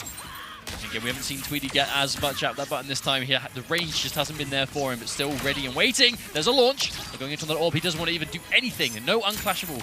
Doesn't want to risk it at all. By the way, guys, to micromanage those Ang summons and drops combined with the rest of your specials, very execution heavy. I mean, Dr. Fate is a tricky character to play, right? Yeah, he's keep away, but that doesn't mean he's easy to use. Oh my god! Oh, the air tech. Samij, but the legs, clipping the orb from above, and Samij shaking his head. He knows he's not happy about that one, but that's just the way it goes sometimes, as Tweedy knows exactly how to play this matchup. But if you're one hit away from death, and if you stay on the ground, you get hit by the straight projectile and get chipped. If you jump, you might jump over the laser, and then you might get punished. It was really an all-or-nothing situation. Samij couldn't afford to sit there, and it would have been a hard read to do nothing. Well, you know that Tweedy's going to be happy with this regardless, and obviously not just because the obvious thing that he's now winning, right? But the fact that last time these guys fought in tournament at CEO and Grand Finals, it was incredibly one-sided. It was dominant, man. It was a dominant match. Defeat. And going to be going back to Fortress of Solitude, but honestly, I don't think that's a bad stage for Samij. I don't think he really cared about swapping it. I think he just wanted some time. He is one game away from being eliminated against the opponent that last time they fought was incredibly one-sided. But Tweedy, he's made the adjustment. Oh he's here to play. He's going to get the first hit and the first file for a character like Dr. Fate, and it's incredible. Oh wow, so look at that damage. It's because it started from a jump in 3. You get so much damage from those heavies. Here comes the corner conversion. A knockdown again. The delayed wake up from Samij finally pulls the trigger on a wake up attack. That is the first time we've seen a wake up all tournament. Indeed, but Tweedy, he's going to corner himself in the process, so he did all that work to get Samij in the corner, all that space behind him. But that one jump in, I actually feel like Tweedy maybe was feeling himself a little bit too much, as now he is cornered and that life bar has been completely evened out. Tweedy went from a demanding lead to now Samij has completely stolen this one back. And now he can chip if he wants. He's got his trait, and he spends it. Increased chip damage, and he tries to go in for the forward 2, just in case he caught Samij pressing a button. And that was basically 0 to 100 right there. Yeah, it's using most of his trait, but he has someone left, stopping the orb, just trying to even things out here. It's ran out. With punish on the interaction. Wow. Oh, it's so active! Literally saw Samij's eyes just pop wide open. He was not expecting it to be that active. It almost disappeared and he got hit. I think that's why Samij was so surprised, but that's why it's one of the best buttons in the game. Match point for Tweedy just here. Catches another full combo, and here comes the zoning once more. Oh, wow, the cat dash. So close to connecting, but so far, Tweedy, this is still match point for him. Samij can definitely bring this back. We saw the comeback he made in the first life bar, but he's going to have to do so again if Tweedy can just keep chipping him down like this. Oh, a little bit too slow from Tweedy. And you're noticing at jump 2 range, Tweedy is not trying to anti-air with forward 2. He knows he's going to eat that jump 2 and he can't risk it. There's the wake up, sending them full screen. Can he knock him into the orb? Increased chip damage. And he's got so much bar as well. This is Tweedy's game to win, 100%. And at this life, it's going to be so hard to ever clash anything. Tweedy is just going to be one special move at a time. This could be the opening that Samij needs, though. No, he drops the combo at the end. Still trying to press buttons. And now it's do or die. Doesn't meter burn. Doesn't want the plus frames. Tries to get the guaranteed chip. Needs so much more. The plus on block 4-3 doesn't allow him to clash. And there's the wake up was his only answer. It worked. And there it is, the down 1. And Tweedy is going to be moving on over Samij 3-0. Talking to the crowd. Let him hear as he moves through even further in loser's side of this bracket. He is on a tear right now. Talk about adaptation. I mean, is there a cleaner example? When these guys last fought, it was a dominant win for Samij. Now they've clashed at EVO 2018. It was the exact opposite end of that seesaw. Tweedy is now going to be moving on, and we'll be seeing him later today. And you know he is going to be just absolutely feeling pumped right now, because he is the kind of guy that really feeds off of the energy of those watching him. And normally I feel like it's, you know, when they're behind me and there's a lot of noise and they're chanting, it's like, yeah, I really like it. He's the opposite. If he hears them booing or if he hears them cheering for the other guy, that is what he wants. And that is how he can really kind of play, I guess, a really momentum-heavy game, even with a character like Dr. Fate, right, which is traditionally a bit of a slower character in the game. You would never guess by the way Tweedy plays it in terms of, like, how much that really keeps him going in a competitive setting, least of all at EVO. When you're in top 8, this is his first ever top 8 showing, and it's going to be something that he's going to be remembering moving forward, especially considering he's playing this well. I mean, Tweedy was this close to not actually attending the tournament. He originally was not planning on going to EVO, and then he realized, well, if I have what it takes to win, I may as well go. So he made the last-minute choice to travel to this tournament. I mean, he got, like, before pool play yesterday, he got, like, what I believe was 50 minutes of sleep. He had a midnight That doesn't even count. That's no sleep. He had a 50 minutes does not count. A midnight flight, and he got into Vegas hours later, and he shut his eyes for 50 minutes and woke up. And then he played his pools. So he's had quite a crazy journey. But up next is a next match of losers. Again, it's going to be Hayate, PG Hayate, versus Big D. Wow. Robin versus Poison Ivy. Quite a canon matchup right here. I mean, traditionally speaking, but in terms of injustice, competitive gameplay, probably not so much. When do you see this matchup ever? I mean, Poison Ivy is not a very popular character with the competitive crowd. I think she takes a lot of work. You know, she's a very hard character to play at the highest level. she demands a lot of patience from the user. I think you truly have to, to really understand the nuances of like certain matchups, especially in a game like this, and how to play around them. And I think Robin is very similar in that regard, but I think at least Robin does have elements of mix-ups and setup from the Birdorang that like almost every character in the game in some fashion has to deal with, whereas Poison Ivy is a bit more of she has to play around you a bit more than most characters. But when the time calls, if there's one player in the scene that is not afraid to slow the game down to a snail's pace, even though he himself is actually not a keep away character, it's Hayate. He has played against so many players that have a strong defensive game, and he will basically just happily take it hit by hit. Small damage here, small damage there. Play it to a timeout if necessary. You never see a timeout, but if we come close to it, usually Hayate's in that match. Well, I think it's going to be a matchup on it's going to be a very grounded matchup right here. Obviously Robin really excels on whiff punishing and having the long range of just some of the best buttons in the game traditionally. But obviously Ivy, the neutral control comes from the drill, the trait summon. Either of those at a bad time is going to be a full jump in from Robin into a ton of damage. Whilst at the same time, obviously any bad buttons from Hayate will be swiftly whiff punished by Big D. Okay, so immediately summoning the minion. We're going to see a little bit more real estate to summon that minion for Poison Ivy because Robin, his projectile is quite slow and very telegraphed, which is going to give a lot of that damage that, no clean hit is connected. Hayate, that was all chip. Okay, so Big D, he's walked himself back to the corner, and when your back is to the wall, that's where Swoop really becomes a nightmare to block against. Wow, that forward 3 just... that's an Ivy forward 3 right there. I just wonder if Big D was opted to go for a grab there and just hesitated at the last minute. And just as I said, one bad drill, one mistimed special, and that's going to be a full jump in. Manages to attack out though, Hayate not ready to punish it. It's quite surprising. Patience from Hayate. Summons the minion. Just can't quite get in there. He tried to kind of catch him to make it disappear, but just a little bit too slow. This way, once the minion point blank right in his face, Hayate forced to respect it. Okay. Way in, good blocks. Yep, that's that mid. I wonder if Robin's jump 3 is even can it even possibly lose to Ivy down 2? It's so slow. There's the confirm. Oh, doesn't get miss. the combo. That could have been so much damage. That's the second drop already there from Big D. Even though this is game 1, if there's one time to drop and maybe not get punished too hard for it, it's probably now. That's a full combo. Yeah, wow. He is 100% dead right there. That's it. So Hayate caught getting Ricky tries to interrupt the gap before. We've seen that before, where obviously you go for the whip on block in any fashion. There's usually a gap you can get in between. Good block from Big D. Able to get out the Batarang. Doesn't quite connect. Ah, gets clipped. Wake of attack. Wow. That's a new move right there. She didn't have that last year. Patience. So it's just menacing. So menacing when Hayate throws that trait and then forward dashes alongside it. Like there, he's just looking for what you're going to do. Reactionary stands up in reaction to the overhead, but Big D getting the launch and a clash immediately coming out from Hayate. This could be some guaranteed life regeneration, and Big D can't do anything about it. That's one of those clashes that you kind of say, never again. Yeah, you got me good, but I'm going to pop this and make it, undo that work. Let's reset that. Okay, and obviously that mode means she doesn't take chip damage anymore. Good choice from Big D. When you have as little health left as Big D does, anytime you can reduce damage, it's going to be great. And I love the way Big D, he confirms into that one because he builds more bar first. So situations like that, he only just built the bar to get the meter burn on the grab, to get the extension, and just how much damage he was able to do has given him an amazing lead. Now, we didn't see Big D go for the trait there on the knockdown because he was basically one hit away from death. Even if you summon trait, you're going to have to hold block.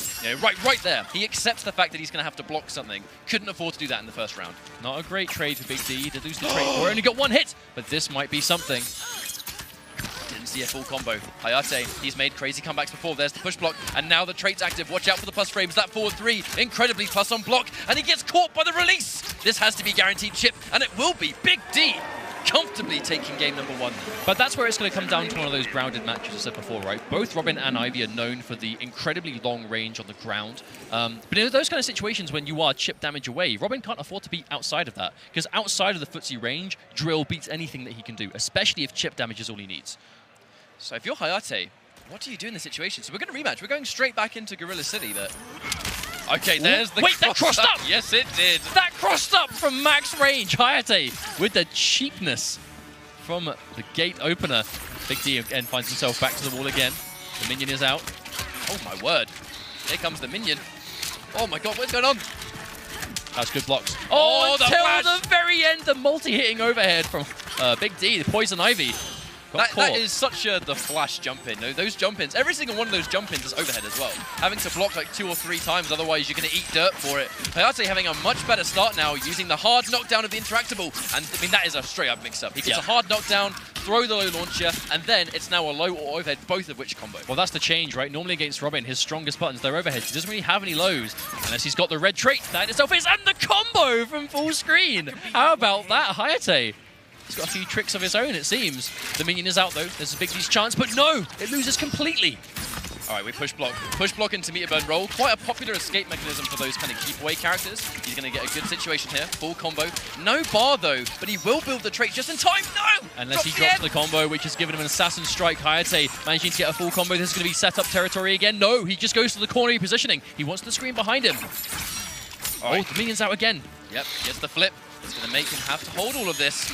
Tries to take a little bit of chip when he can, push block to undo the damage. But this is definitely Hayate's game, I think. This should very much be a 1-1 if he plays his cards right. I feel like Big D, like it really comes down to minion. That's how he's going to get the majority of the damage back. And again, one of those galactic jump-ins. We said right at the start of the series, the drill is going to be such a game changer from full screen. But one bad timing on the drill, and it's going to be a jump-in to full Robin damage. And that is not what Big D can afford to take right now. Oh my word! Anti-air spike. I mean, as cool as it is, he's got so much work left to go. Staggers the back. Unfortunately, it's not enough, and this very much should be the game. They Wake Up's going to at least get him out, but it's not enough. There's going to be 1-1. Do we straight restart match here? No, player select. Okay, cool. I think, I mean, Big D, he is the kind of guy that will really take his time, you know? Like, he's been around at tournaments for years and years, you know? His history in competitive NetherRealm dates all the way back to Mortal Kombat 9, 2011. He has been with us for like 7 years now. For those that are as old school as we are, I suppose, Big D had a breakout performance. I believe it was a final round, I think. The tournament fails me, but it was Nightwolf, MK9, low-tier hero. It's been a long journey. Had an upset against CD Jr., who was one of the best players in the world. And that was where Big D created his legacy. And that's already almost 7 years ago. So fast forward the clock, how long he's been playing now, he's going to understand really, you know, the nuances to playing competitively. Take the time where you can, think about it appropriately. And Hayate is no slouch of an opponent himself. But it's going to be Fortress of Solitude again, so the background bounce is there. And 2 gadget characters, so the unblockables aren't going to be quite as threatening here. All right, we're going to go knockdown. No, we want damage. Let's cash out, get somewhat of a lead first. Big D had a wonderful game number 1, and now we have the whiff punish going into the meter burn. And it's going to be background bounce also, so that's going to be some heavy damage coming his way. Back three, yep, indeed. What's going to be the ender? Yep, just a knockdown into minion summon, and he backs up. He wants the space. Okay, now, something he has to respect. But the patience, understanding that Hayate, he's not afraid to go for that flip. He's going to challenge it. Now the minions disappeared, but he got a respectable amount of chip in the process. Now he has that full screen game. Has to watch out, Hayate, the jump in 3. Wonderful range on that. There's the forward 3, scouted out. It's crazy just how far you have to be ready for that overhead block. For Hayate, again, almost got the jump in on the drill this time, but not quite. A little bit late. Hayate not quite as confident that he was going to catch it this time. But there we go. Yep, catching him trying to move after it on block. That is advantage, and Big D will make him pay. But he knows that Hayate is going to be so respectful in the neutral. Big D can very comfortably just check in with those forward 3s. Because it's Hayate, he's not going to jump, he's not going to challenge, he's going to sit there and block. Oh my word! Max range! That was the absolute tip of the footsie range for Robin and Hayate ready. And one of those setups again, the overhead coming through. But the threat, you know, getting opened up by the overhead because that red trait is underneath you. That is a low.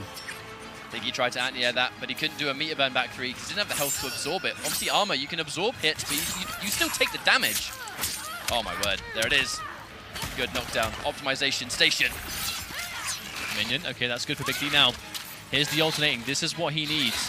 It's going to be drill, minion, drill, minion. Look at the meter build. And the bark. Big D. Wow, catches him jumping out. And that's going to be an immediate clash. That's going to undo the bark, and that's going to get Hayate away from the damage. But Big D, he does have a lot of bar. Yep, he's going to go 2-2. And now with 1 bar left to go, Big D, if he lands a hit now, can definitely hurt Hayate. But he's got to watch out. There's the cross-up. No bar to full combo. Has actually put Hayate in the corner. And he lands it again just to get out of dodge. That was such a good decision to escape the corner right there. Okay, Big D, he has straight ready to go, but Hayate's not going to let him do it. But there we go. There's a big meter burn back 3. Hayate spent 2 bars, save himself from some more damage. Big D, he's looking for the space. He wants to get the minion out, but Hayate, he is dancing with death right now. Look at the rate. Chasing him down. Now we're going to sit there and hold the confirm. Full combo. We have a bar to confirm this now. Do we go trait or do we cash out? All right, background bounce. Here we go. Probably send him full screen into trait again. Back 3, knockdown into trait, and this should definitely be Big D's game. Unless Harte does an amazing move right now. He's going to have to thread the needle. He's going to have to thread the needle to avoid any of this damage. My God. 2 of those 3 hits came from the trait. That's clean gameplay. Poison Ivy, man. This is why so many people... How is Big D so sick? He's not been practicing this game at all. He has. I don't believe that for a second. I'm gonna go on record and say that the I don't even play this game does not apply if you made top 8. Is that a hot take? I think they're just saying it just in case. And then if they make it, it's like, man, I'm sick. I'm so good. I got top 8. I didn't even play. Yuck. I mean, he's going to know that he is 1 game away from moving on. You know, eliminating Hayate, one of the best players in the community. Hayate is one of those players that you can never count him out. He is always a threat. And Big D, out of nowhere, behind-the-scenes training sessions, has found himself this far, 1 game away. But Hayate, definitely more than capable of bringing this to a game 5. It almost seems so poetic to me that these guys have shared a top 8 at EVO together before in 2016. It's almost fitting that now in 2018, they meet again. Oh, look at the alternating Big D looking at so much block. But Hayate, it's just the patience. Big D spinning one of the bars that he just built. Slight back walk. That was a slight back walk, expecting him to disrespect, but he didn't. But we still get the instant anti-air jump in 1. That was just not an anti-air technique that we saw last year. As the meta has progressed, obviously we see a lot more. Knowing Hayate's going to sit there and respect. There's the uppercut, full combo, and the forward 3 evens that damage out more than happily. Knocked down to neutral jump, but Big D spinning his only bar for the push block. Wants no part of Hayate in his face when he can see the trait is there. There we go. He attempts to walk back, but Hayate not pressing anything. Big D not be getting him just now. Hayate finding it. Wow, did that miss completely? I have no idea how it did, but it did. Back 3. We're going to get a background bounce now? No, not we at all. We just want the traits. Good call, good call. The trait right in front of him too. This is one of those really bad situations that the trait is on one side of you and Ivy is on the other. Woo! Look at the range, look how far that little guy had to come. I mean, he put in the distance and he was able to get the job done with the forward 3. Oh, Big D's on match point. This is clean gameplay right here. Absolute perfection on the spacing there from Big D. Poison Ivy master as the minion comes out again. Uh-oh, alternating. Just like the trait, if he takes damage, the Batarang disappears. This is best case scenario for Big D now. Look at the amount of damage that Hayate's lost. He's barely been hit by any actual attacks this time. This is almost completely chip damage thanks to that minion. Oh no! Oh, the reads. Big D just making all the right decisions. The plus frames of the forward 3. Hayate, somewhat of a panic button. He's challenging a forward 3 plus frames. Oh my God! Unclashable, and here's the minion! This could be game over! He tries to get through, but the minion keeps him honest. Oh, and again, almost combos, but opts not to. Wants to keep it unclashable, the minion again. Oh, no! But the big jump in Hayate, this is a real master comeback. A wise man once said that only a real master can come back from this. The patience on the back 3. Big D, a little bit too eager, doesn't allow the clash! This has to be game over! And the Thorn carpet comes through! Big D moving on in the loser's bracket. The Thorns, that's the first time we've even seen that special all top 8, and it is used right at the perfect moment where it does just enough damage. I mean, that's not the first time we've seen a move like that do the final blow in a set in another own game at EVO. Dare I call it a Fox finish? I mean, Thorns, Caltrops, whatever you want to call them, it serves its purpose, and Big D saving it for the absolute last minute. I mean, that was a Fox finish in Injustice 2, right? That does count. That is exactly what that was. Can we add an achievement in Injustice 2 now? Big and D call finish. it the big finish. The Big D finish. The big finish. I think that works. So what we just saw right there was a masterclass on Poison Ivy. Why this character has a place in the game, in the right hands, can really work and be dangerous competitively. Big D has been sort of grinding in the side. You know, he hasn't been sort of competing at loads of major events, but he's been practicing, he's been getting sets in when possible. Behind the scenes. It's literally just behind the scenes training sessions. Yeah, exactly. But I know that, so Big D always wants to make sure that he's one of those players that always wants to be at EVO. I know EVO means a lot to him. You know, he always comes here with the boys from Florida. They always travel together. And he doesn't attend loads of events, but EVO is one of the events that he is always going to be at, basically. That's generally what happens. So in the ramp up to EVO, you know he does really go in hard and grind for EVO to get ready for it. And because he has so many years of fundamentals in competitive NetherRealm games, you know that training time is going to be put to good use. And here we are. He's moving it through this loser side of the bracket. Lost to Sonic Fox in winners. Was able to beat Hayate in losers. And he moves on. in the bracket. It's unfortunate that we see Hayate going home, but I mean, he is one of the most consistent players in our entire community, and I have no doubt we'll see him both at the IPS finals and at future IPS Premier events. We have a couple of sort of like supporters on the stream to show you right now, SNK Heroines, a game that I've not really been following a huge amount, but it's obviously been kicking around a lot on Twitter and social media. And if on you're the a fan EVO stage, of SNK, of course. oh yeah, it's been playable here at EVO. You can definitely check out the game yourself. Coming to Nintendo Switch and PS4 on September the 7th, so definitely go and check that out if you're a fan of SNK. Of course, and lest we forget before we wrap things up here, thank you for Gaiku Gaming for supporting the event. Of course, EVO cannot happen without these... Gaiku. I said Geico. Geico. I said Geico. Geico Gaming. You know, I feel like we mess up the Geico slide every single time. But of course, thank you very much, guys, for your Cheers, support guys. of EVO. This event cannot be what it is without you guys.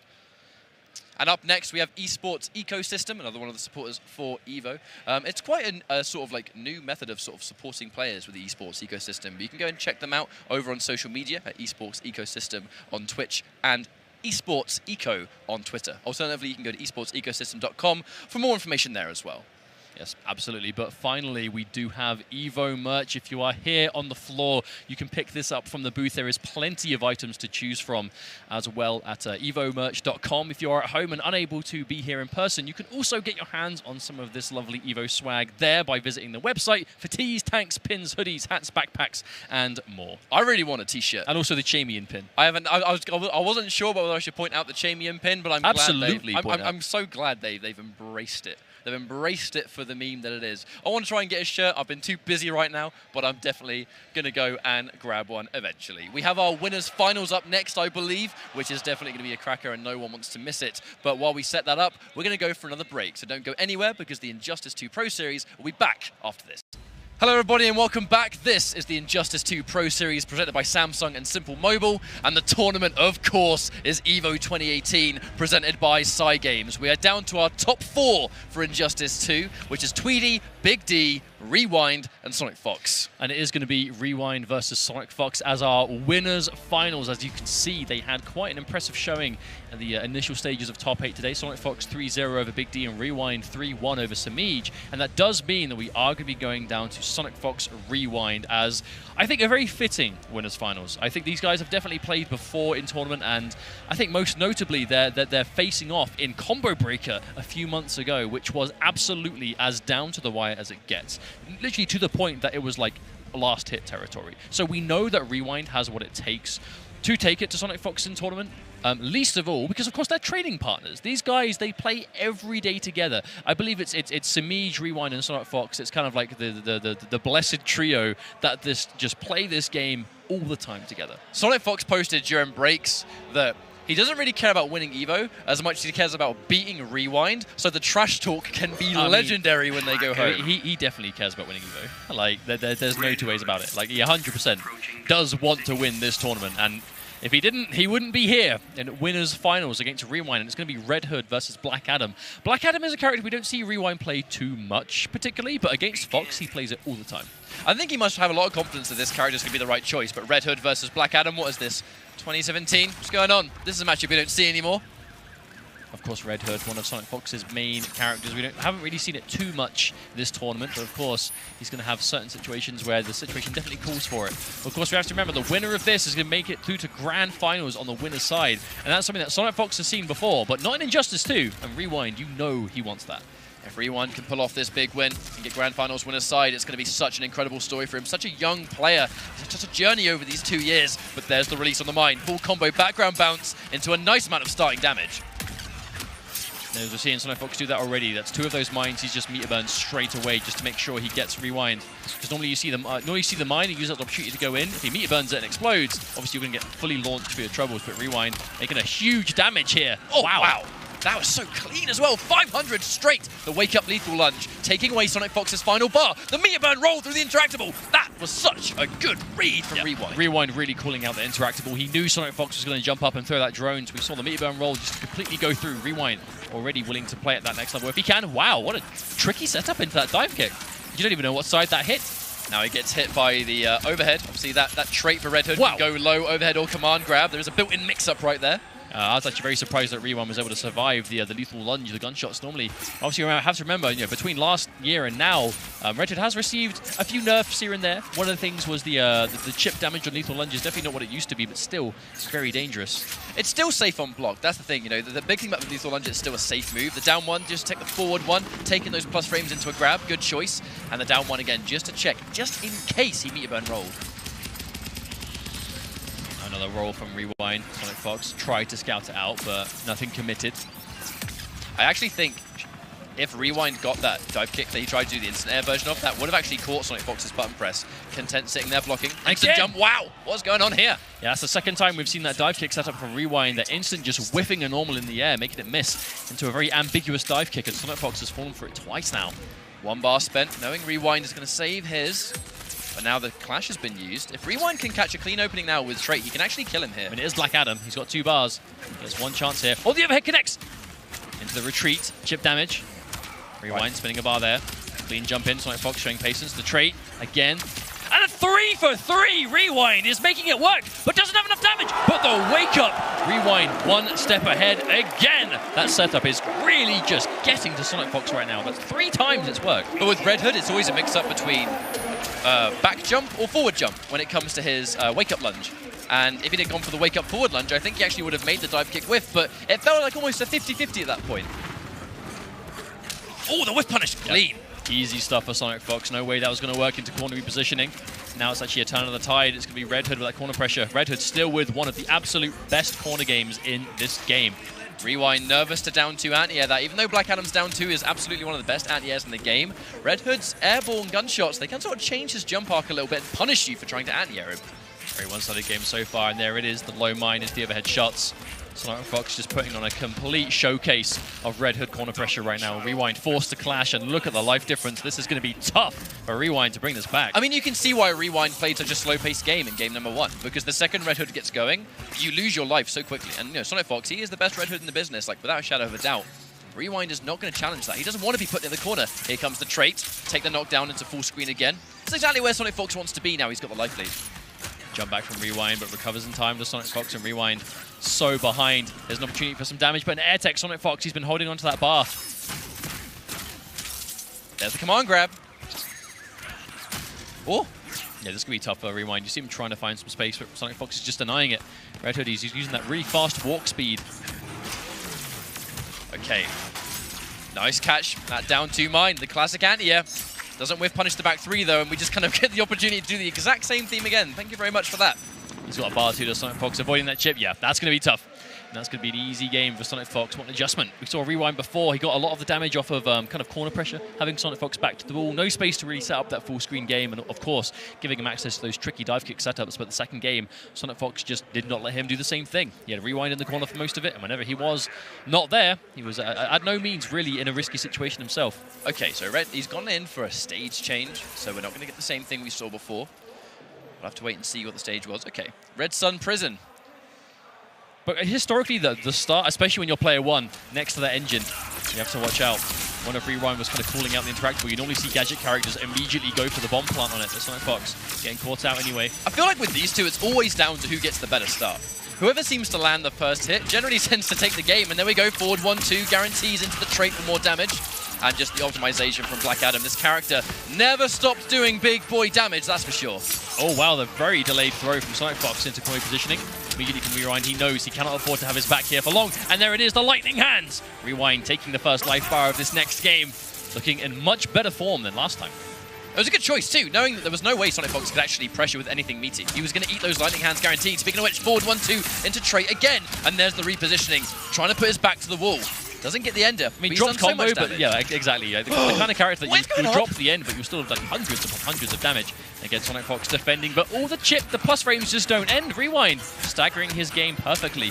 Never Sonic Fox's turn. He's challenging it again. Plus frames on the forward 3. Fox is not going to bite. But how much chip are you prepared to take, young Sonic Fox? Wow, apparently not enough. As Rewind has him here again. The wake up down 1, Sonic Fox finally challenging. But look at the work he has to do. 20 points of health, if that. That's like 2%. And a swift punch right to the jaw from point blank.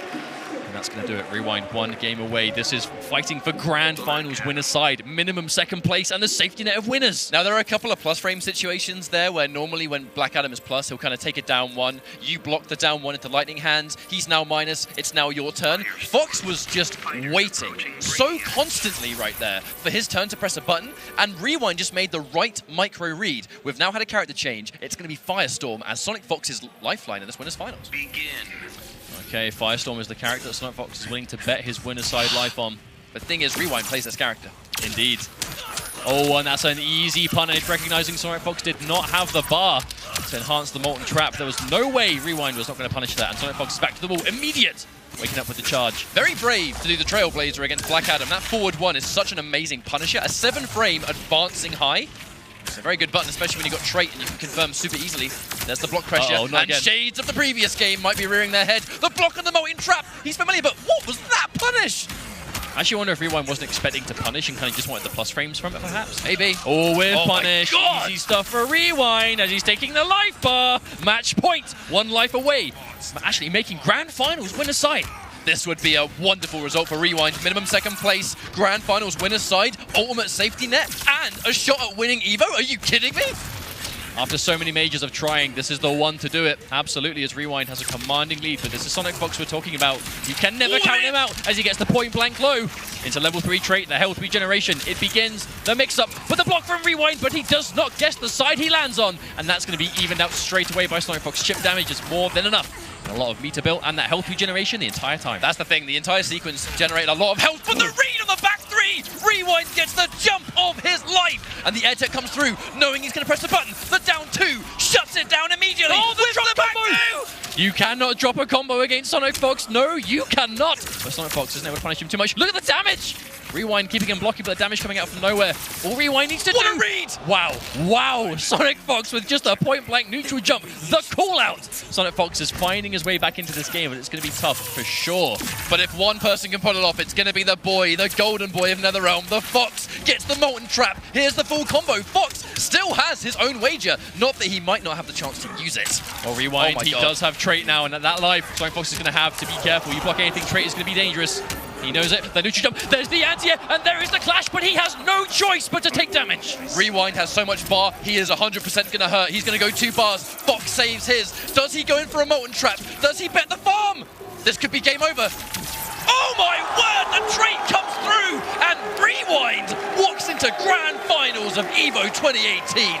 Oh What my a word. result. What a result for Rewind. He has tried major after major to do exactly this. Not only has he finally been able to defeat Sonic Fox in this setting, Sonic Fox's comfort zone, EVO, highest of the high stakes situation, best players in the world here. He is now sitting firmly in winner's side grand finals. This is the result he has been striving for months, but it's not finished. He's not yet the champion. He can't celebrate too early, and you actually saw it in Rewind's body language. The second Rewind made winners finals, he posted one thing on Twitter: I'm shaking. You know, like he's never been in this position before. Rewind is one of our youngest players. He had a rough start to last year in Injustice, even though we've always known he's such a sick player. But in year 2, he's really kind of found his element. Need I remind us of a certain tweet made by Sonic Fox last year? Rewind might end up being the greatest Injustice 2 player, or the best. You know what I'm saying. That's basically what Sonic Fox said on Because Twitter. back in the days where Fox was near completely unbeatable, one of the only players online that could more than take it to Fox was always Rewind. And here Fox we are. believed in this guy. And here we are. Fast forward the clocks a whole year, and EVO 2018 winners finals Rewind with a dominant showing. 3-1. It wasn't yeah, even like that it was was- super that was close. happy. That was a strong showing from Rewind, to say the least. With Black Adam, a character we know he plays, but doesn't really play against anyone else. Yet here we are in tournament, and he finds himself in winner's side grand finals. But we are not done. We have more players in this top 4 ready to go, of course. That means that Sonic Fox is now in losers finals, waiting for the winner of this next match. Now, regardless of the outcome, is going to be good for sure, because there's a lot of history here as we go into Noble Tweedy versus Big D.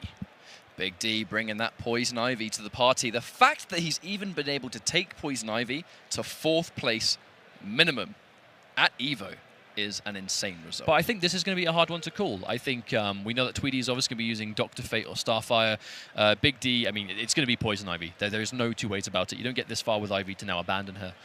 Least of all if you are the best Poison Ivy player. But we know that Tweedy, historically, kind of...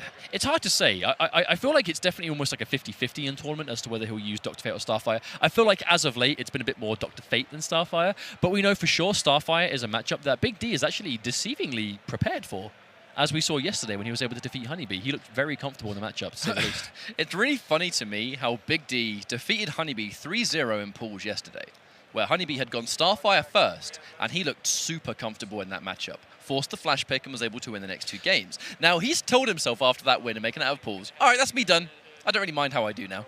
But I do know he is 4th place at least. I was actually talking to Big D after that match, and he said the only reason he was ready for Starfire was because he actually played a really long casual set against Tweedy online earlier on to basically learn how to fight the character, because he'd never really fought a good Starfire. You know, he set up some games with Tweedy, and they played a long set of matches, and that was what basically taught him how to play the matchup. So these guys have definitely played before online, but I do believe this is their first major setting, like at least at this scale, facing each other in Injustice 2, and I cannot wait to see what happens.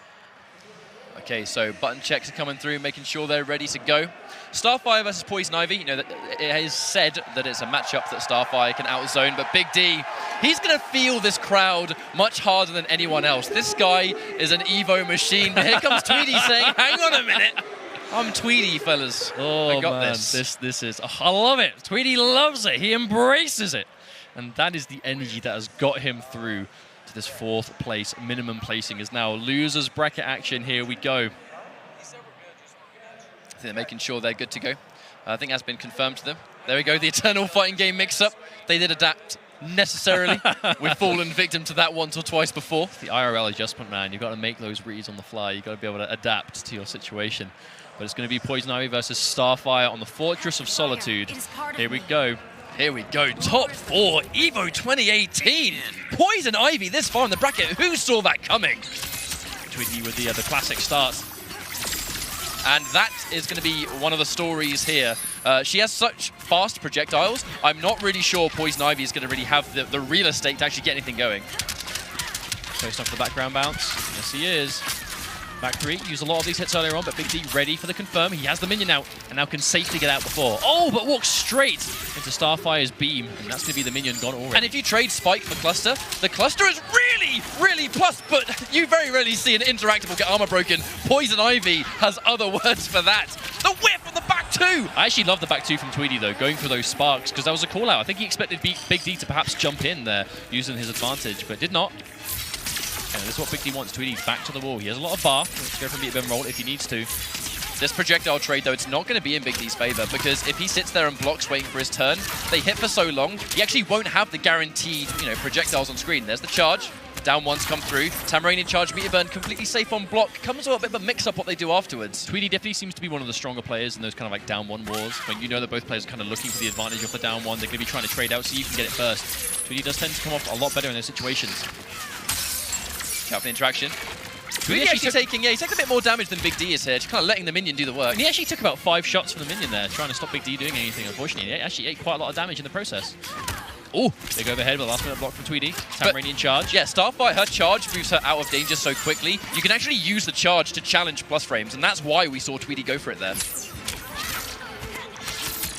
Now, I have to remember, Tweedy, we've actually seen Big D get a lot of mileage out of the enhanced special to get those plus frames, but the Tamaranian charge is a great way of answering those. Oh, gets the meat roll! This could be the opening! A full combo! And he had to use the Clash there. He's going to win this Clash, but this is a great situation for Big D. Clash just brought a ton of damage too. The minion projectile pushed her into the air, and Big D moved in for an actual follow-up. He still has the Bark armor. The Bark, provided he can activate it, is going to be huge in this matchup. We've already seen how much damage Starfire wants to get off of Chip. Obviously, Poison Ivy, one of the few characters in the game that can deny that option. Super close. Meteor burn roll comes through. Tweedy pressing buttons there, maybe expecting a backdash, maybe trying to challenge it. Here's the minion. This is do or die for Poison Ivy. Oh, but this is the sequence. The alternating between. We've seen minion, drill, minion, drill. Minion again, but the neutral jump from Tweedy to avoid it completely. But Big D, he's still down on health. He can't walk into a single trait. The meteor burn roll, does it work? Get the down 2. The unclashable back 3. The 4-3 misses. But there's the Tamarind in charge again, the back dash from Tweedy. But again, the down 2 works again! Oh my Big D, God! always one step ahead with one of the slowest uppercuts in the game, yet it works every time! I remember when everyone saw that and everyone's like, man, that looks like the worst down 2 in the game. I think we can agree now that it is very good. At the very least, it's not that bad. How about that? How about we agree on some middle ground? Big D absolutely playing out of his mind this weekend as he jumps clean over the Sparks, and Tweedy now the bar karma.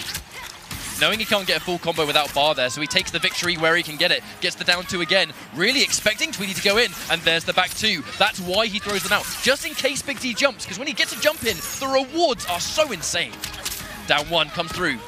All right, there's the spike. Takes it again, Tweedy. Really expecting a trait call, and that's why he ate a couple of those spikes right there. Oh wow, wonderfully spaced. We have to remember, every time Tweedy throws that grenade, you know, the sparks from a distance, there are a handful of distances he can throw them, and they're actually very small. Like, it really takes a lot of reading on your part to understand, you know, are they going to roll through, are they going to jump, are they going to forward dash? It takes a lot of knowledge and patience to be able to get that, but wow, meterless. I just love watching that hit in the neutral like that. It's just so satisfying. Now, Big D still has quite a lot of work to do. He's taking massive amounts of chip on the way in. The down 1 is his, so he's going to get plus frames. 1 bar spent from Tweedy on the back 3, but he has plenty more where that came from. Oh, there's the jump in though. Big D's going to win the air to air and Tweedy with an immediate clash. This is less for health regeneration as much as it is just to push Big D back to full screen. We're going to have a safe position here. His back is not against the wall anymore, and obviously when he's cornered, that's really where Big D's going to make this comeback. If he can open up Tweedy right now in the corner, this could be when he wins! There's the forward 3. No air tech. Drops the combo as well. Could be vital. And the gap interruption. We saw Tweedy reel back in his chair the moment that forward 3 hit. He was definitely not ready for that. The wave punish. No, he opts to go for the trait instead. But the throw. Big read from Tweedy. And it's going to get rid of the minion. Very brave. He knows the second the minion is summoned, it doesn't fire immediately. You actually have got some vital, like a second to press a button. And that time is going to be good for Tweedy. The grab really was what started that entire sequence. Yep, indeed. But that's the kind of read that you need to do here, right? Like, you can't just sit there and let an Ivy player safely summon a minion.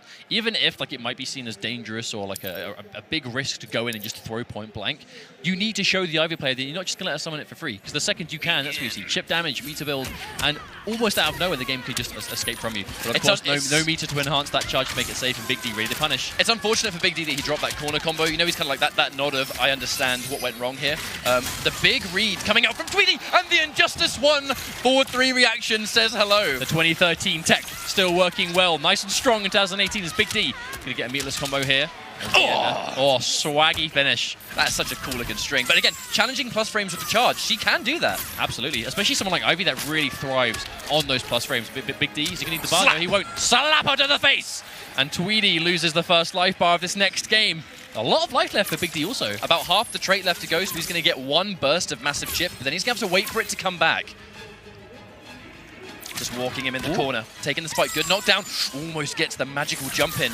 Back 3, anti-air attempt, takes the plus frames. Tweedy, this defensive powerhouse, and the forward 3, the best clash Big D could have asked for, because he hasn't even lost his first life bar yet. That's a really good situation for Big D. Tweedy forced to use it. He's going to get some health back though, granted. Woo! Gets plus frames again, but Tweedy showing patience, but there we go. 4-3 of his own. Tweedy starting to really contest at that range now, and there's the chip damage. Max range. Tweedy doing as much damage as he can. The thing is, we have to remember, Tweedy not having a clash is going to mean that Ivy, who clearly does a lot of damage if you get the right opportunity, is now not going to have to worry about that. Big D might not use his meter burn roll now. Obviously, he used it, but has now lost a bar. And there's the read from Tweedy. Can he whiff punish? He can indeed. That's going to be the background bounce into a full combo. Wonderful use of the air tech. So smart. Big D actually getting a little bit too ambitious with the 4-3 that time, and Tweedy's going to get the whiff punish. And we're evened out again, but the minion is up. Here we go. Jumping out.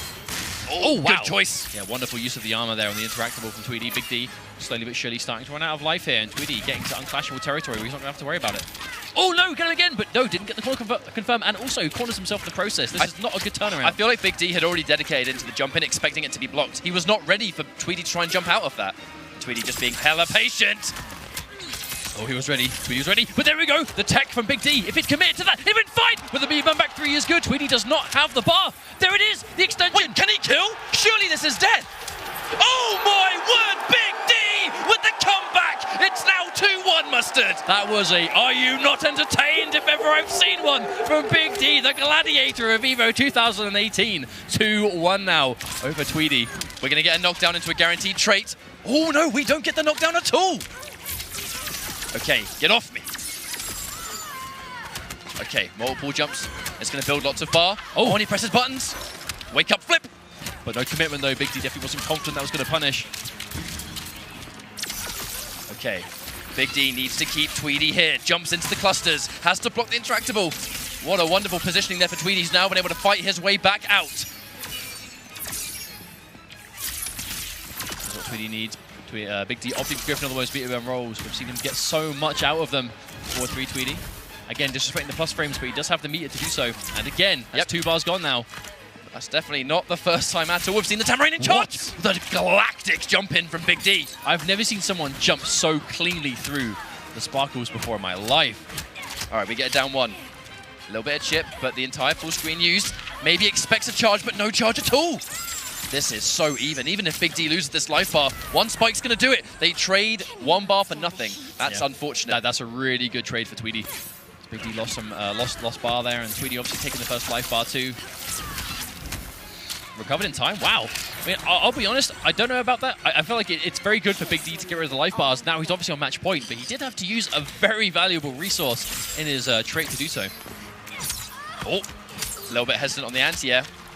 Tweedy not getting caught. The back 2 just in case we see a neutral jump into a jump. The forward 2 collides with the forward 3.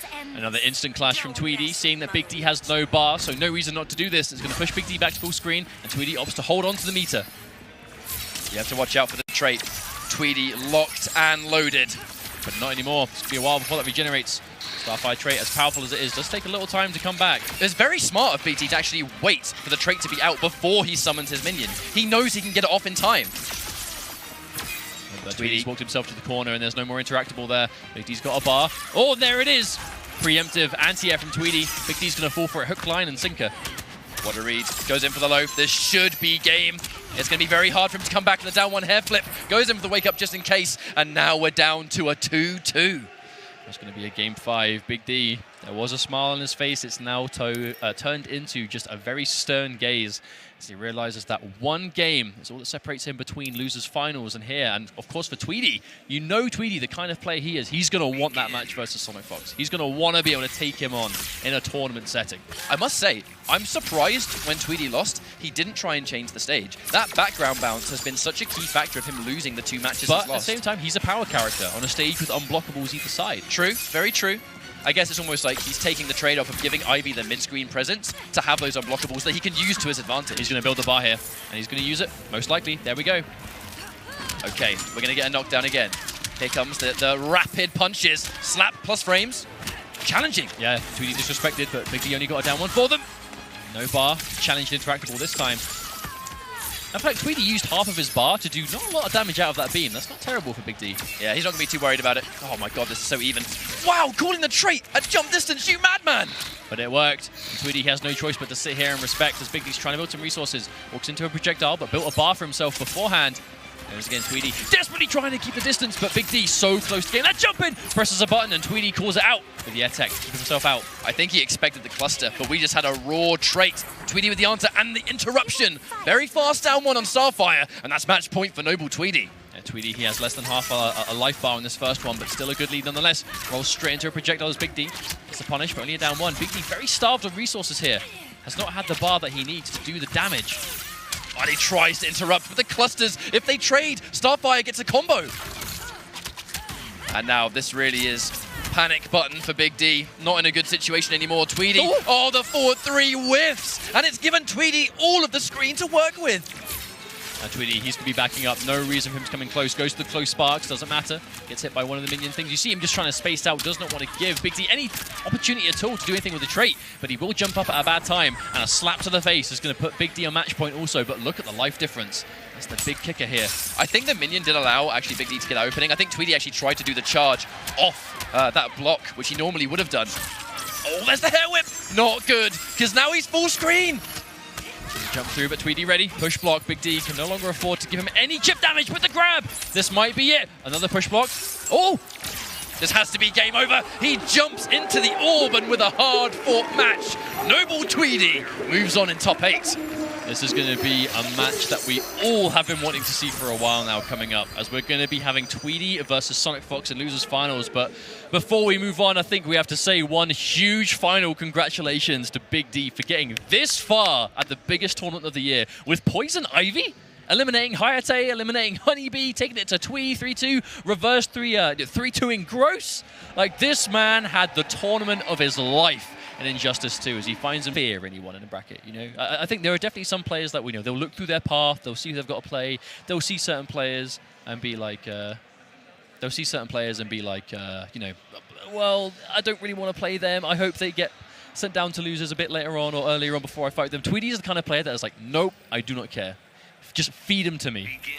Speaking of which, feed me a Starfire mirror, because that's what we're about to see in Losers Finals of EVO 2018. Let's go! Okay, so this is actually the character that Sonic Fox used to qualify for top 8 against Biohazard, and it was 3-0. And we know that Sonic Fox, whilst he hasn't used Starfire much in tournament, he definitely has been getting ready with this character. You know, he has been playing her a lot in casuals against his training partners online, and has been saying a lot, you know, man, this character is crazy. And here he is. He's the kind of player that will absolutely be able to make it work. But Tweedy is the most confident against Starfire players than I've seen anyone. Like, he's always talking about how much he feels amazing in this matchup. Well, the thing is that Tweedy is the best Starfire. You know, it doesn't matter how much experience you have with this character. If you try and mirror him, you are choosing to mirror match the best player with the character in a mirror match that he has said publicly he is very comfortable with. Okay, here's the full combo from Sonic Fox. Forward 3, long range on that forward 3, so he's going to be able to get the confirm. Wonderful block on that cross-up jump 3, but he's able to escape with the hair flip. That's the worst kind of block, the one that results in you actually getting cornered for it. Tweedy's going to make him pay big time. That was actually a really good choice for Fox to do forward 2-3, because normally when they're in the corner, they always do the grab ender to reverse the positioning. That's why Tweedy got hit by that. Oh, the patience immediately. The second Sonic Fox has plus frames. Tamaranian charge. Tweedy straight away with the challenge. Oh, wow. Disrespects, and now he cannot clash, and he cannot air tech. That's what happens when you give Tweedy a mirror look at match. this. Wow. I wish I could have known what he said there. I wish I could have known. I mean, he just annihilated the mirror. That's what he wanted. He said before, you know, give her to me. Challenge me in the mirror, pick Starfire against me, see how that goes. And what we saw was just an incredibly one-sided game. If Tweedy wins again, he's going to issue that challenge. Why are you picking this character? I am the master of this character. But you said before about the confidence. Tweedy, he doesn't care who he fights against. That's a mid-set pop-off. That was one game. He won game 1 and is jumping out of his chair like, come on, let's go. It kind of shows just how much beating Sonic Fox means to this guy. Like, he does not want to lose. Not this late in the tournament, but a full combo into a back 3. Sonic Fox is going to get good damage here. And we use the trait as well, just for a little bit. I like how Sonic Fox didn't spend the whole lot, because he wants the chip now. And he wouldn't get the chip without the trait being full. Sonic Fox having a much better start this time. There's the backdash, the spacing. Oh, we saw Sonic Fox gave him a bit of the evil eye in the corner there. You guys didn't see that, but there was a definite smirk there from Sonic Fox for the anti-air. Yeah, tech though, Sonic Fox keeping himself safe, really savoring this first life bar. I feel like the first life bar is so important in any zone and mirror match. Your life is the ultimate resource, because you're going to be trading a lot, you know, projectile for projectile, especially in this kind of specific matchup, Starfire. So any piece of health you can keep hold of is going to be helping you in the long run. My God. Tweedy. Look at the bar, he's building the orb. Guarantees the chip. Sonic Fox getting punished for walking forwards. There's the projectile into the chip. Tries to down 3. Maybe tries to trip guard. Or that could have been a down back 3 attempt, actually, which was more likely. Really good trade for Tweedy. He took more damage in the trade, but that was a heavy resource. Tamaranian charge, disrespecting the frame. Sonic Fox trying to use it in the neutral. Not a good idea. Oh my word, he catches it again! The down back 3 wake up. The clash. 100% Tweedy is winning this one. So 2 bars for 2 bars. I mean, surely Sonic Fox can't afford to spend everything here. No, he spends nothing. Tweedy. And holds 1 for a rainy day, so he still has resources if he needs them. Sonic Fox has a trade, but it's going to be so hard for him to find the time to use it. And Tweedy is not going to be shy of building that resource back. The hair flip is unsafe, so here comes the Tamaranian charge into respectable damage. Delayed wake up to deny, but he tries to combo off the cluster trade. I think he went for an optimal trade combo, but was just not close enough, and Tweedy gets the point blank throw. Oh my word, he dashes into it. And there he goes. Oh, he's doing it. He's saying, pick someone else. He's literally pick someone else. Pick someone else. Pick a different character, because this will not work. But what does Sonic Fox do? Does he do as he is told and pick someone else, or did he stick with it? I think if it's do or die, and if it's you lose this game, I can't. No one has ever disrespected Sonic Fox like this in a tournament in this community. No one has ever been with a 2-0 lead. He's pointing in Sonic Fox's face and saying, "Pick someone else now. You are not beating me." But Black Manta, this is a character that Fox used a lot at the start of this year. Before IPS, Black Manta was a character that, like many characters, Sonic Fox invented this guy. He did indeed. But whatever he picks, it's going to have to be someone that can deal with both Dr. Fate and Starfire. And it's got to be someone that he's confident winning 3 games back-to-back. The safety net is completely gone for Sonic Fox. This is loser's bracket, and he's down 2-0 back against the wall against someone that is the most confident at beating him that I think we have ever seen, especially at an EVO. Fox there was a bit of a nervous laugh there from Fox, but the Rock of Eternity, really good for Black Manta actually. Manta's combo potential when he gets that background bounce. I definitely wouldn't say it's a nervous laugh. I feel like it's more of that's kind of just his general demeanor, right? But even in this situation, I feel like this is a very a unique opportunity for Tweedy to really. What a whip punish! There's the back 1-1. Nice combo there from the float into the 2 jump threes. But a meter burn interruption. This is such a good game for Tweedy. Oh wow. A wake up down one from Sonic Fox, realizing, wake up. Oh, the punish! I mean, we have to remember, just because this is the first time we've seen his Black Manta doesn't mean it's not ready. He was, and probably still could be, the best Black Manta in the biz. We cancel the float into a full combo, and Fox has Tweedy right where he wants him. Half a life bar as well. This is great. There's the interactable gone.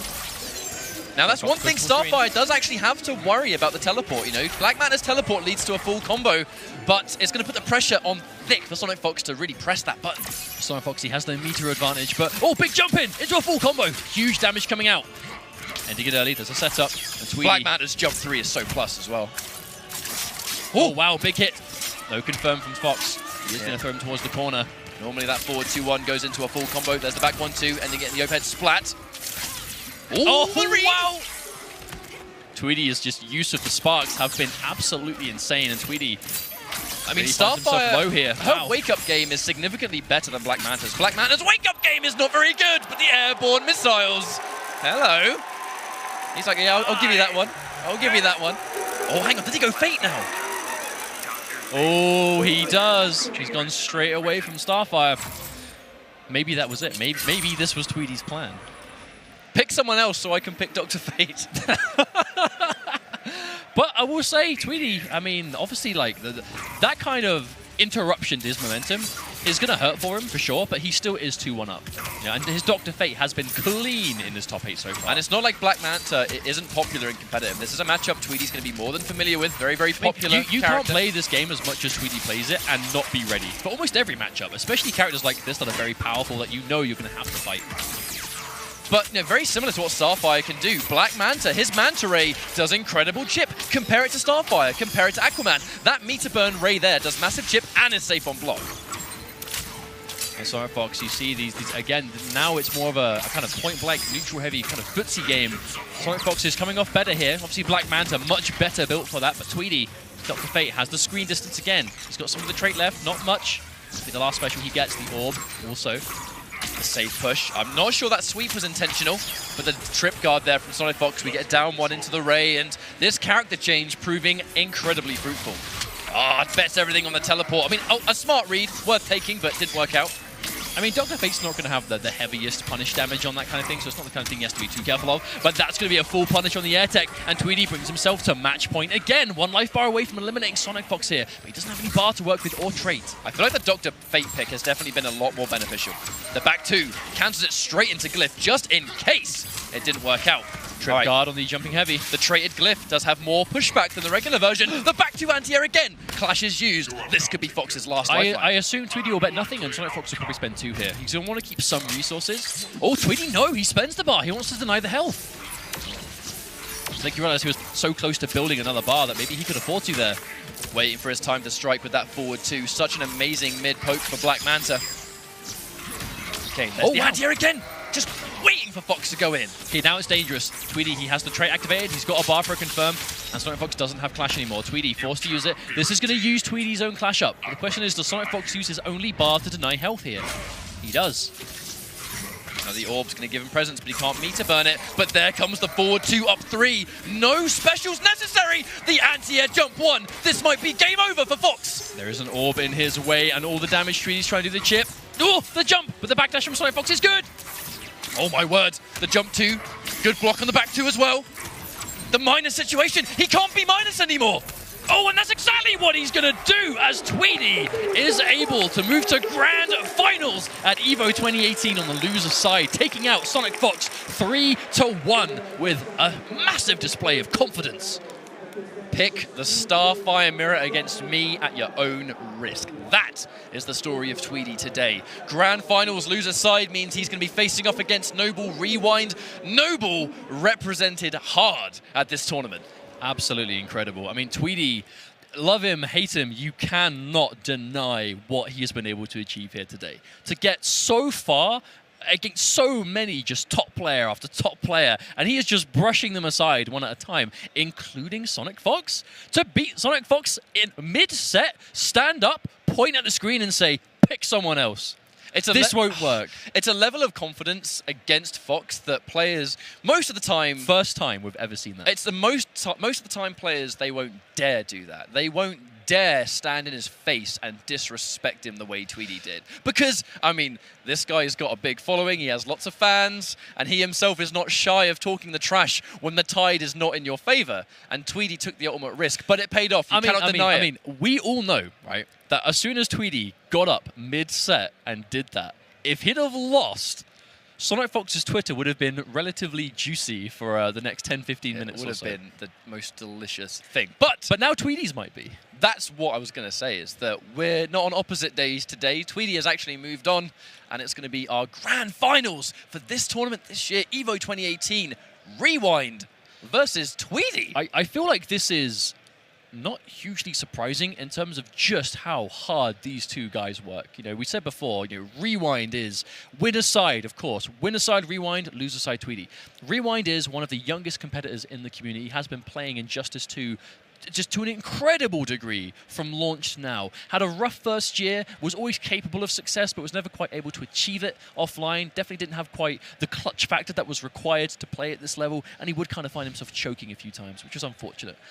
This year, complete change of pace. And Tweedy, of course, just has the most hours logged played of almost anyone in the world, you know, and it's all PvP, all online ranked matches. He is just putting in the grind the hours every single day. Now, what I actually love about this Grand Finals that we're all about to see is that both of these players have had a very similar journey. They both had quite a rough year number one. You wouldn't really see them too far in the bracket, and by far in the bracket, I mean top 8. You know, you wouldn't really see them that late on in the tournament. And as time progressed, the two of these guys have just put in so much work, and it's such a testament to why hard work pays off in competitive fighting games. If you put in the grind and you practice correctly, you know, you cover up your matchups, you play a bunch of characters. This is the age of no more character specialists in NetherRealm games. It's about playing a team of characters to make sure you never have to pick yourself into an unfavorable matchup. I mean, the thing is that doesn't automatically mean you can't play your favorite character. Oh, no, right? but no, just pick someone that fits. You just need to make sure that the character you play can't lose at character select screen. You know, fighting games are matchup. There are matchups. You know, if your character loses really hard to a certain other character and you don't have any answers for it, you might need another character to really make up for that. And this is going to be a story of two players that they will have the board covered. Rewind plays more characters than I can list, and of course Tweedy with that Starfire and Dr. Fate. This is going to be a battle of the ages, a landmark set in the NetherRealm community, as it is two of the what you could say new blood players. You know, this is an example of two players that are new, up and coming, and have really found their success over the last couple of years. They both made a name for themselves in the later stages of Mortal Kombat X in the online world, because tournaments like War of the Gods and the like, and in Injustice 2 they went in so heavily. But it's time, ladies and gentlemen, for our grand finals. Injustice 2 at EVO 2018. It's Noble Tweedy on the loser side and Noble Rewind on the winner's side. And Rewind looking like he's bringing Catwoman, which is another character we know he can play, but we haven't really seen it too much. But again, you can't anticipate who he's going to play. You're against Rewind. The first matchup is, who is he even going to bring against me? Now, just in case anyone might not know what a double elimination grand finals means, it basically means that for Tweedy to win this tournament, he has to beat Rewind in a 3 out of 5 to reset the bracket, and then has to win another 3 out of 5. Rewind, on the other hand, has to win 1. He basically has to knock Rewind into loser's bracket. It gets reset, and then he has to do it again. It is your reward for being in grand finals on the winner's side, is having to do less work, because you haven't lost. Why should you have to do more? But it is going to be a very even start now, as Rewind finds himself a little bit lower on life, but in this kind of matchup, that means very little. It does indeed. Couldn't get anything off the forward two. Didn't have the trait to confirm into it. No doubt would have seen a full combo if he had it available. And that's why the evade comes through right there. And the evade is used basically to deny otherwise guaranteed damage, which is what Dr. Fate does really well because of those ank drops. You've seen before, right? We said that Catwoman doesn't use really too much bar in the neutral. It's not really until you get the idea for like some block pressure or combo damage. So you'll find that Rewind will have bar a lot of this game.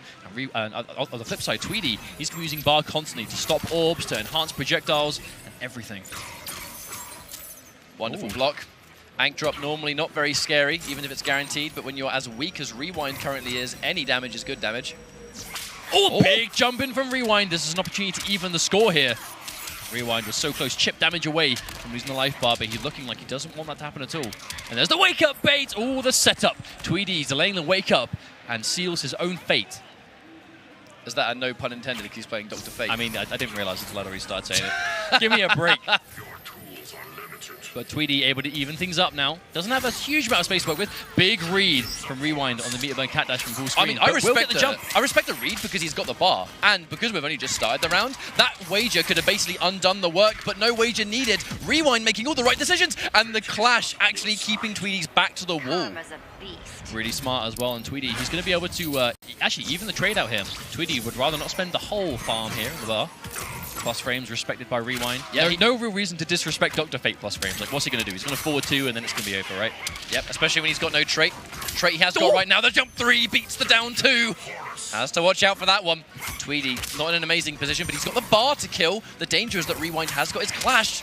And now he's within basically chippable life. He can't get hit by a single mid, otherwise it's over. And it's really hard to avoid. He is sitting in the healing glyph though, Tweedy. Oh, he set up a nice little nest for himself there in the corner. Now, look how much health he regenerated. The question is right here, how much meter does he spend? And it's hard to say. 2-2. Okay, we're back to even. Both clashes end up the exact same way.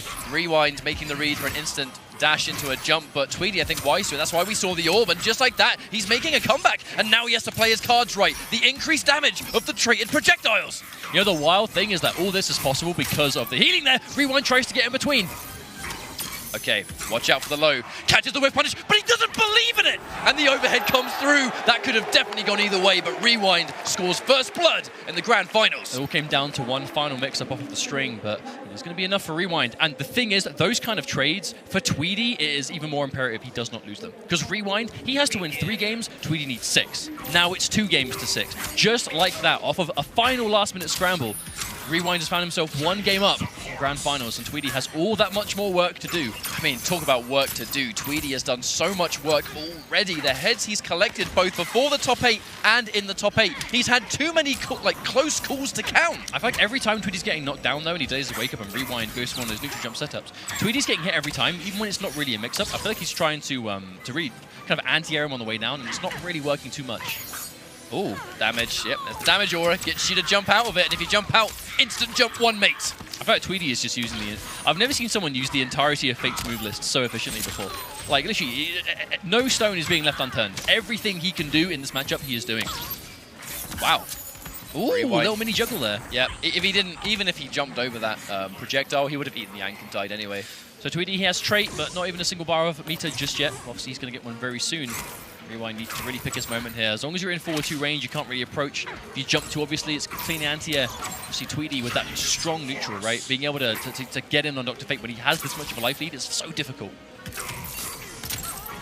And obviously, when you go into the trait and you drop the anks right there, when you have the traded mode, it actually acts as a projectile in itself, so you can kind of use it as an extension of many of your moves.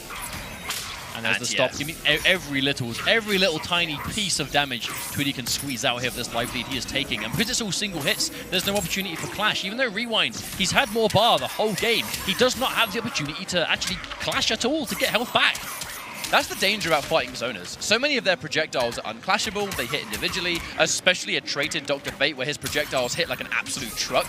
You can't clash any of it. Uh-oh, speaking of which... Oh, here comes another one. Rewind. If he wins this, it's a miracle, yeah. We actually saw that from Samij as well. Whenever we saw Tweedy go for those kind of like red ank drops, just neutral jumping from Samij to make them miss, but Tweedy is already caught onto that. You know, he's going for just straight up projectiles behind them to make sure that it will catch you. But a 1-1. Tied it up now from Tweedy. I feel like the biggest change there was most of the first game was spent with Tweedy's back to the wall. And when you give Dr. Fate screen space to work with, especially in this kind of matchup, it's going to be dangerous. Now we've gone for a stage change, but we haven't gone for a character change. Rewind is confident in this matchup because of how the first game went, but it's testament, you know, if the second Tweedy can get going and he can establish his full screen game and he can make the right decisions, it can work out. But Rewind, wonderful decision on the neutral jump too. Rewind in a great form at the moment. Oh wow, presses the button at a really weird time, and that's going to be a full launch thanks to the interactable. Oh, Rewind spending another bar here. You know, the second game seemed pretty slow-paced, but you realize the second Catwoman kind of puts her foot on the gas and everything works. It's insane how quick the games can go. I mean, but that's what happens, right? As soon as Dr. Fate is in the corner and doesn't have screen to work with, I mean, you can see this is where he's going to struggle. This is where Rewind needs to keep him. Even like at the end of the first life bar, we saw him up to forego the guaranteed kill to make sure that he at least kept Tweedy's back to the wall, and that's a galactic jump in, and that's not just because we're in space for Rewind to get another combo, but not quite close enough there. Armor breaks the back three because of the multiple hitting environment interaction. We didn't see a full combo from the cat dash because he didn't have the bar, unfortunately, and speaking of not having bar, here comes a guaranteed clash win for Tweedy. No reason not to clash, if anything, just to slow the momentum. Rewind was very much just in the driver's seat. The jump from Tweedy, opting to jump in towards Rewind. You don't see that too often. Big combo off the bounce. Yeah, he's fine back. He kind of wants the screen to work good. That's the thing about these zoning characters. They don't want corner pressure, they want screen space. If they have you in the corner, they'll just spend the whole game walking back because the work you have to do to come in is just so insane. But there's the whip trip. We have to remember now the fact that Tweedy is lower on life and doesn't have a clash, any damage Rewind can do, unless he techs out of it, is going to be guaranteed. It's going to be so hard for Tweedy to actually build any resources back, and a trip guard. Understands he was a little bit too far away to get the actual launch. Meter burn rolls through, pushed into the orb, so he's going to take some chip. This should be the round. No, not quite. There it is. Down forward one. I mean, when you're that weak as Rewind, you just have to make a hard read. Indeed, but Rewind, he doesn't have a lot of work left to do in this game. Tweedy, on the other hand, really has to try everything possible to bring this life a little bit closer together. There's one big hit here from Rewind, and that's going to end things. Oh. I wonder if that was a super attack. If that was a super, I mean, I actually don't know if with Catwoman super would it have worked. Oh, the instant restart match. We're not even going to give him a chance to finish the combo because this game is already finished. Rewind is one game away from taking EVO. So if they're trading game for game, this really kind of reinforces the earlier point of being so important to win that first game. Because even if Tweedy wins this and then Rewind wins, it's all going to come down to success. And the first game was so close. You know Tweedy is not going to want that to haunt him. It just basically, it depends on which character can get going first. And in this case, Rewind has just been pressing all of the right buttons, displaying such a high level of matchup knowledge against this character as well. But Tweedy, he has decided that it is going to be Dr. Fate. No Starfire seen here whatsoever. It's going to be Dr. Fate. It's going to be keeping Tweedy in the tournament, sending him home. Well, when we saw Tweedy face off against Samij, this was the exact same matchup. When it comes to Catwoman, this is by far the character he wants to pick. He doesn't want to bother with Starfire here, but Rewind just playing so much better in this matchup, it seems. And he's just trying to challenge on Wake Up, and that's going to be tournament point, championship point for Rewind. Rewind is one life bar away from winning EVO 2018, becoming a new world champion, and this is an opportunity to do it. Tweedy with the immediate clash, wasting no time, does not want any part of this. He needs to get out of the corner. Absolutely cannot be back to the corner at all, or it's going to be so difficult for him to actually do anything. But there we go, crouching under the jump in, but jumps himself back in, no! He has to watch out, making some of these crucial mistakes. Putting himself minus against Catwoman can sometimes be a death sentence. The forward three is blocked, takes the frames, but minimal block damage. He's pushed himself back to mid-screen now, though, but you can see Rewind, the patience. He has no reason to be anti here. He does have the life lead. Jump two. Every jump in, just the clutch you have to show now as your Tweedy. You really are. Your back is against the wall. And there it is. There's the shoulder, Tweedy. He is fighting back. One life bar away from evening things out. He desperately needs this. Tweedy, he's had to work so hard to get to this point. Oh, and there we go. The hit confirm. Spending 2 bars, no question. And Rewind with a clash of his own. This is going to be potentially the final clash of the tournament. Now as the clash comes through, it's 1-0. We have a little bit of health regen, so Rewind get the bonus. The hard read on the cat dash. This could be the beginning of the end for Tweedy. It depends. There's the patience. The jump whip does not quite work this time. There's the block, but Tweedy goes for the late. Oh my god, the neutral jump, and he gets the meter burn back 3. This is going to be a chunk of damage. It's going to push us back towards a different area as well. So there's going to be new interactables to play with, and we're not going to be near the corner. That's what Tweedy needs to avoid. Trait has popped Tweedy. He hasn't got the bar, but he does have enhanced projectiles now for a little while. 1 bar. Rewind. He has 3 of his own. Attempted anti-air. Every hit, this might be it. Tweedy, he has 2 bars, but doesn't get the chance to. Rewind with the jump in. He tries to catch him down, and the block damage. Noble Rewind is your EVO 2018 World Champion for Injustice 2. Tweedy's going to be devastated with that one. You can see it in his body language. But I mean, the man of the hour is Rewind, the young blood, showing why the new generation of NetherRealm players, I mean, these guys are the future. Indeed, absolutely. And of course, Tweedy, he came so close, defeating Sonic Fox, defeating Big D, and just name after name after name. And of course, second place is such an impressive achievement, but it really is Rewind. This is his year. This is his moment. And he is now officially the best player in the world for Injustice 2. I mean, this is a great precedent for the future. You can see the rest of the competition congratulating him. Sonic Fox really being the #1 person approaching him at the moment. Training partners, these guys going back and forth. But I mean, I'm so happy to see the journey Rewind has had. The entire community coming out right now to congratulate him. And with this win, Rewind has cemented himself a place at the IPS finals later this year. Of course, and that's it, right? Injustice Pro Series, it is still EVO, but this is one stop on the way to the finals. But of course, EVO is the most prestigious stop of them all. Look at how many young players are in this camera shot right now. Samij, Dizzy TT, we just saw Nyx. You know, we can see Pretty Flocko right now, the man of many names. I didn't know which one to go with. But I think it's such a wonderful camera shot right there to show us that the new generation of NetherRealm is here. You know, there was a time where we were the young guys, now we're old and busted. These guys are the new hotness. Indeed, absolutely. And I think this is an amazing start of what will be an incredible career for Rewind. You know, he's been playing for years now, you know, towards the later stages of MKX, who really kind of, you know, came into the community with just that Displacer Raiden of all characters, and here we are, you know. Super hard to play, and he did it. Indeed. Look forward a couple of years, and now he's an EVO champion. You know, a shaky year one, but always had the potential as just putting in the grind, entering every event, online tournament, mainly a big online player.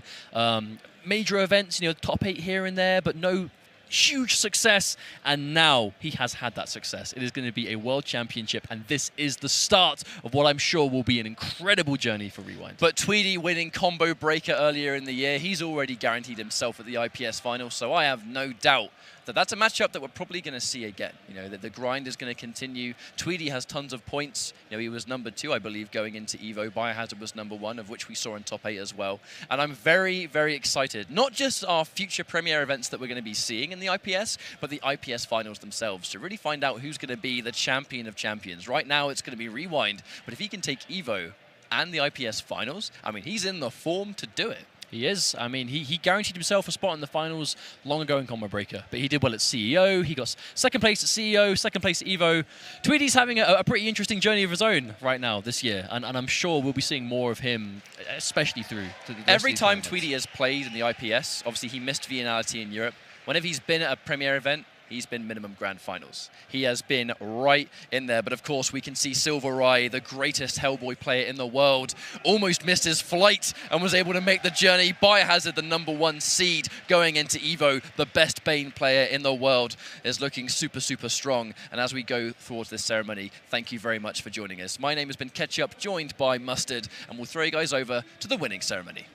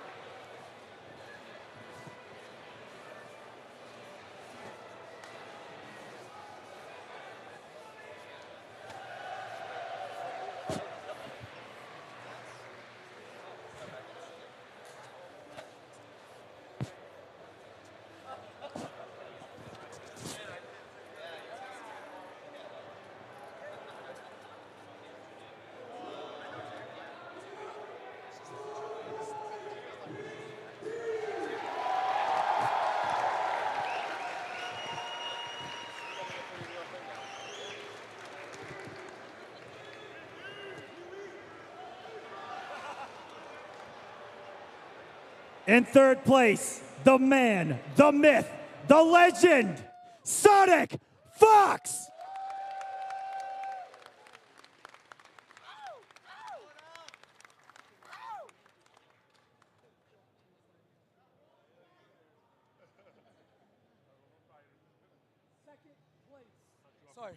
We good? All right. Second place, runner-up of the Noble Grand Finals. Give it up for Noble Tweety.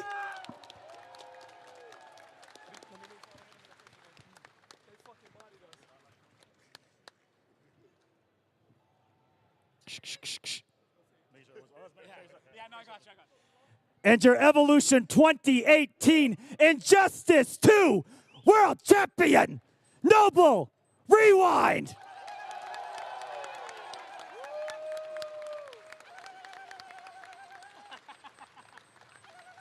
Let's give a round of applause for all of these EVO medalists, your finalists for Injustice 2.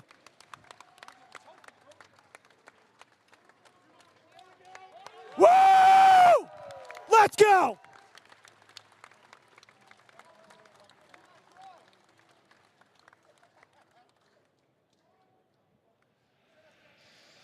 You know, my favorite thing about that is you can see it in Rewind's face that he just can't believe what he's just won. It was sinking in about, I think about 15 minutes maybe. He'll kind of like, he'll shake hands, he'll he'll be congratulated, and he'll be by himself and he'll be like, hang on a minute, what's this? Oh! He's going to sit down with something to eat and be like, wait, that's mine. That shiny trophy is now mine. But I think it's a great tournament all round. We saw some super crazy character variety. You know, we saw Poison Ivy. Even before we got into top 8, you know, we very nearly saw, because of Hero Killer, we almost saw a Cyborg in top 8. We almost saw with Buffalo a Sub-Zero / Michelangelo get in. Obviously, you know, Buffalo and Hayate was super, super close. Flocko, or Hero Killer, the man of many names, who I keep forgetting which one to call him, versus Biohazard was also super close. And it goes to show that there is still so much depth to this game to be discovered. And Rewind, the man of many characters, showing why it benefits playing that many characters as a young player. Absolutely. But of course, before we do sign off, we have some final shout-outs to make thanks to some of our sponsors. So